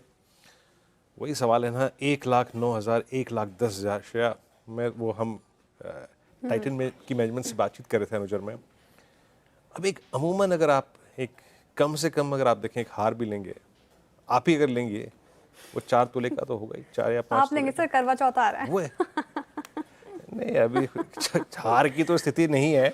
बट मैं ये कहता श्रेया, जब हम बात कर रहे थे सिंधुरिया साहब से, वो यही कह रहे थे कि अब लोअर जो होते हैं ना हमें कैरेट्स में, 18 कैरेट के, 22 कैरेट के, वो आभूषण ज़्यादा बिक रहे हैं। ये चलन होगा। 3629 टाइटन। मयूरेश जी है कि डॉक्टर साहब? नहीं है, छोड़िए फिर ये बात। एक टेक्निकल सेंस ले लेते हैं इस पे। मानस, ये ट्रेजेक्टरी तो पार नहीं हुई, 3700, 3680, 3710। कैसे देख रहे हैं आप टाइटन को? देखिए अगर आउटलुक मीडियम टर्म है तो मेरे हिसाब से तो होल्ड करना चाहिए, क्योंकि हमने ऑलरेडी स्टॉक में रैली देखी थी, तो जो गिरावट है उसे केवल एक करेक्शन की तरह पढ़ना चाहिए। पैटर्न पॉजिटिव है मीडियम टर्म का, इसलिए बने रहिए। स्टॉप लॉस 3500 रुपए का लगा के रखिए। जब भी स्टॉक 3750 रुपए के ऊपर निकलेगा तो उसके ऊपर आपको 300 से 400 पॉइंट रुपए की तेजी देखने को मिल जाएगी टाइटन में। ओके, टाइटन पे फिलहाल ये व्यू। डेज लो पे अभी तो फिलहाल कारोबार कर रहा है, डेज नहीं उससे थोड़ा ऊपर, लेकिन थोड़ा सुस्ता आ रहा है फिलहाल। चलिए अब आगे बढ़ते हैं और बात एक अजूबे शेयर की। अजूबा इसलिए क्योंकि इसने जो किया है वो सपने जैसा ही है बिल्कुल। इसने रिटर्न की चर्चा पूरी दुनिया में है। अब कैसे रिटर्न, तो 100, 200, 500% के रिटर्न की कहानी तो आपने अक्सर सुनी होगी, लेकिन मैं बात कर रही हूँ एक दिन में 5000% तक रिटर्न देने वाले करिश्माई शेयर की। इसके बारे में सुना है क्या? नहीं सुना? तो चलिए एक ऐसे ही अद्भुत, अविश्वसनीय, अकल्पनीय रिटर्न के बारे में आपको बताते हैं, और ये बताने के लिए आशीष मौजूद हैं। आशीष बताइए अद्भुत स्टॉक क्या है? यार नाम बहुत बढ़िया दिया, लेकिन इतने रिटर्न्स तो शायद सपने में भी नहीं आते। 5000% यानी एक ही दिन में 50x के रिटर्न। अभी सोने की तेजी की हम बात कर रहे थे, यहाँ तेजी देखिए, इससे बड़ा मैसिव रिटर्न शायद ही किसी असेट ने इस पूरे साल में दिया, और ये भी दिया सिर्फ एक दिन में। 3000% से ज़्यादा 30x, और इनफैक्ट इंट्राडे पर अगर आप देखें तो 50x से ज़्यादा के रिटर्न्स यहाँ पर देखने को मिले। और ये रिटर्न्स देखने को मिले यूएस की लिस्टेड नैस्डैक लिस्टेड कंपनी है एटको होल्डिंग्स, यहाँ पर तूफानी तेज़ी देखने को मिली है। एक बार इसका डेटा आपकी स्क्रीन पर लेकर आता हूँ और आप देखिए जो इसका प्रीवियस क्लोज था $1.45 था, खुला था 18.86, इंट्राडे का हाई 83 यानी प्रीवियस क्लोज, और इंट्राडे हाई का अगर आप रिटर्न निकाल के देखें तो मोर देन 50x है, और बंद होने में भी अगर आप देखें तो $45 के आसपास, यानी तकरीबन 30 गुने से ज़्यादा के रिटर्न, और ये भी सिर्फ एक ही सेशन में आपको देखने को मिले। सोच रहे होंगे कि कंपनी ऐसी क्या है, क्या इतना एक्स्ट्रॉर्डनरी है? तो दरअसल अगर आप देखें तो इतनी बोरिंग कंपनी है कि नैस्डैक लिस्टेड होने के बाद भी कभी इसकी चर्चा नहीं हुई। दरअसल ई कॉमर्स और पैकेजिंग का कारोबार है, लेकिन कुछ ऐसे घटनाक्रम हुए कि इसके बाद से स्टॉक में तेज़ी रुकने का नाम नहीं ली। बहुत बड़े मूव्स यहाँ पर देखने को मिले। दरअसल अगर आप देखें तो कंपनी ने क्रिप्टो वर्ल्ड कॉइन इसमें निवेश का ऐलान किया, और ये जो क्रिप्टो है, ये वर्ल्ड कॉइन, इसकी बैकिंग किसने की है? सैम ऑल्टमैन ने, जो फाउंडर रहे ओपन एआई के, तो अलग लेवल के विजनरी रहे, और इनके साथ इसका नाम जुड़ा हुआ है। साथ में अगर आप देखें तो कंपनी ने तकरीबन $25 करोड़ जो है ये फंड रेजिंग की, और फंड रेजिंग इसके लिए कि सिर्फ वर्ल्ड कॉइन ये खरीदेंगे। और आपको याद होगा कि जो माइक्रो स्ट्रैटेजी है, इन्होंने भी जब बिटकॉइन में खरीदारी की थी तब इसके बाद से स्टॉक ने कभी रुकने का नाम नहीं लिया, और ये अलग तरीके की, बहुत ही अलग टाइप की क्रिप्टो करेंसी कॉन्सेप्ट है, यूजुअल नहीं है, और इसी के चलते अगर आप देखें तो स्टॉक में मैसिव बड़ी ऐतिहासिक रैली, एक ही दिन में 50x, एक ही दिन में 50x। एक तो वैसे ही दिन अच्छा नहीं था, इंडेक्स ने बहुत स्ट्रांग मूव नहीं दिया, और आशीष ने जाते जाते थोड़ा मायूस और कर दिया इस स्टॉक की स्ट्रेंथ देखने के बाद। आशीष बहुत बहुत शुक्रिया। ईश्वर करे कभी ना कभी कोई स्टॉक इंडिया में भी ऐसा ही आए, ऐसे ही अद्भुत रिटर्न्स दे, अद्भुत, अविश्वसनीय, अकल्पनीय। बहुत सही हटक दिया गया है। बहुत बहुत शुक्रिया आशीष आपका इस पूरी बातचीत के लिए। फाइनली अब हम क्लोज की तरफ बढ़ रहे हैं, और अच्छा एक बार लेके आइए हेल्थ केयर स्पेस। मेरे ख्याल से कल के लिए जो स्पेस थोड़ा सा लाइमलाइट में होगा वो है health care. Nifty health care towards day high 125 अंक ऊपर था। Fortis health care second best close, नहीं सेकेंड नहीं, मेरे ख्याल से थर्ड बेस्ट क्लोज। और एक बार लेके आइए आप अपोलो हॉस्पिटल्स, ये आएगा आपके स्क्रीन पे करीब करीब 7821, ये भी डे हाई पर आके ट्रेड करता हुआ। फिर लेके आइए आप मैक्स हेल्थ केयर, ये क्या कर रहे हैं? मैक्स हेल्थ केयर आपकी स्क्रीन पे आएगा 1153, ये बैकफुट पे है। मैक्स हेल्थ केयर थोड़ा सा डिटैच्ड है अभी थोड़ा सा अगर आप देखें तो ये बाकी हेल्थ केयर स्पेस की जो तेज़ी है उससे थोड़ा सा डिफरेंट शेयर। ओके तो फिर ये मैक्स हेल्थ केयर पे हो रही थी डिस्कशन। आप देख रहे हैं मैक्स हेल्थ केयर आपके स्क्रीन पर इस वक्त। और बैन अपडेट आज कुछ नहीं, क्योंकि कोई भी स्टॉक्स बाहर नहीं जा रहे, कोई भी स्टॉक बैन से बाहर नहीं आ रहे। तो फिलहाल बैन अपडेट ये आपके स्क्रीन पर। कुछ और स्टॉक्स की चर्चा करते हैं, फिर क्लोजिंग की तरफ बढ़ेंगे। बस 2.5 मिनट ही रह गए हैं, और जाते जाते कौन से स्टॉक्स डे हाई पर? एसबीआई लाइव देखिए, नंबर्स हालांकि थोड़े कमज़ोर रहे, फिर भी डे हाई पर क्लोज होने की तैयारी। डॉक्टर रेड्डी जो काफ़ी बार पिक में शुमार हुआ, आज डे हाई पर क्लोज होने की तैयारी। कोटक महिंद्रा बैंक खबर के बाद ये चढ़ गया। नेस्ले इंडिया, इनफे तो लगातार आज पूरे सत्र में ही अच्छी खासी तेजी के साथ, लेकिन लगातार बैकफुट पे कौन रहे? ट्रेंड पिछले कुछ सत्रों से यहाँ पर मुनाफा वसूली लूजर्स में शामिल। थोड़ा जियो फिन भी करीब करीब गिरकर ही डेज लो के आसपास क्लोज होने की तैयारी करना। इटर्नल पर आज थोड़ा प्रेशर था, तो ये ऐसा स्टॉक जो थोड़ा बैकफुट पर। लेकिन कैसी रही क्लोजिंग, और इसको समझते हैं बिग वॉल पे वीरेंद्र जी से। बताइए Virendra ji, over to you. जी हाँ श्रेया, बिल्कुल वो कहते हैं ना ऑप्शन राइटर्स के लिए आज बेहद शानदार दिन, जिसने वो 24,800 24,900 की कॉल पे कामकाज किया हो, पुट पे मतलब शॉर्ट साइड पे बेच के, उनके लिए अगर आप देखें क्लोजिंग रही बेहद शानदार। And same is the case with bank Nifty. Nifty 24,871, Nifty bank 54,203। But आज की पारी खेली निफ्टी आईटी ने। बस दिक्कत इस पारी को बहुत मजबूत कहने में दिक्कत ये है, it's completely dedicated to short covering. बाकी मिड कैप्स में मूव था 0.25% का। ब्रेथ इवनली पॉइस, यानी हर एक शेयर जो चढ़ रहा था उसके अगेंस्ट एक शेयर गिर भी रहा था। और बाकी अगर आप देखें तो आईटी की स्ट्रेंथ, बैंक साइडवेज, और अगर आप देखें तो एक बास्केट आज चली, दैट्स कैपिटल गुड्स। डायरेक्टर्स आप सीधे लेके आइए सेक्टर इंडस्ट्रीज, थोड़ा सा वहाँ पे एक सेंस लेने की कोशिश करते हैं। फार्मा का दिन अच्छा था, याद रखिएगा इन टर्म्स ऑफ ओआई गेन, यानी वायदा कारोबार में ये दिन फार्मा को बिलोंग करता है। एफएमसीजी में मूव्स थे लेकिन ठंडे थे। बाकी फार्मा स्पेस 1% ऊपर, मेटल्स में तेजी थी, कुछ स्टॉक्स में कोलैप्स भी था। ऑटो शांत गुजरा दिन and same is the case with Nifty financials. But याद रखिएगा फाइनेंशियल्स में भी गोल्ड फाइनेंस कंपनियां बहुत अद्भुत मूव देके गई। मन्नापुरम आज करियर हाई पे क्लोज हुआ।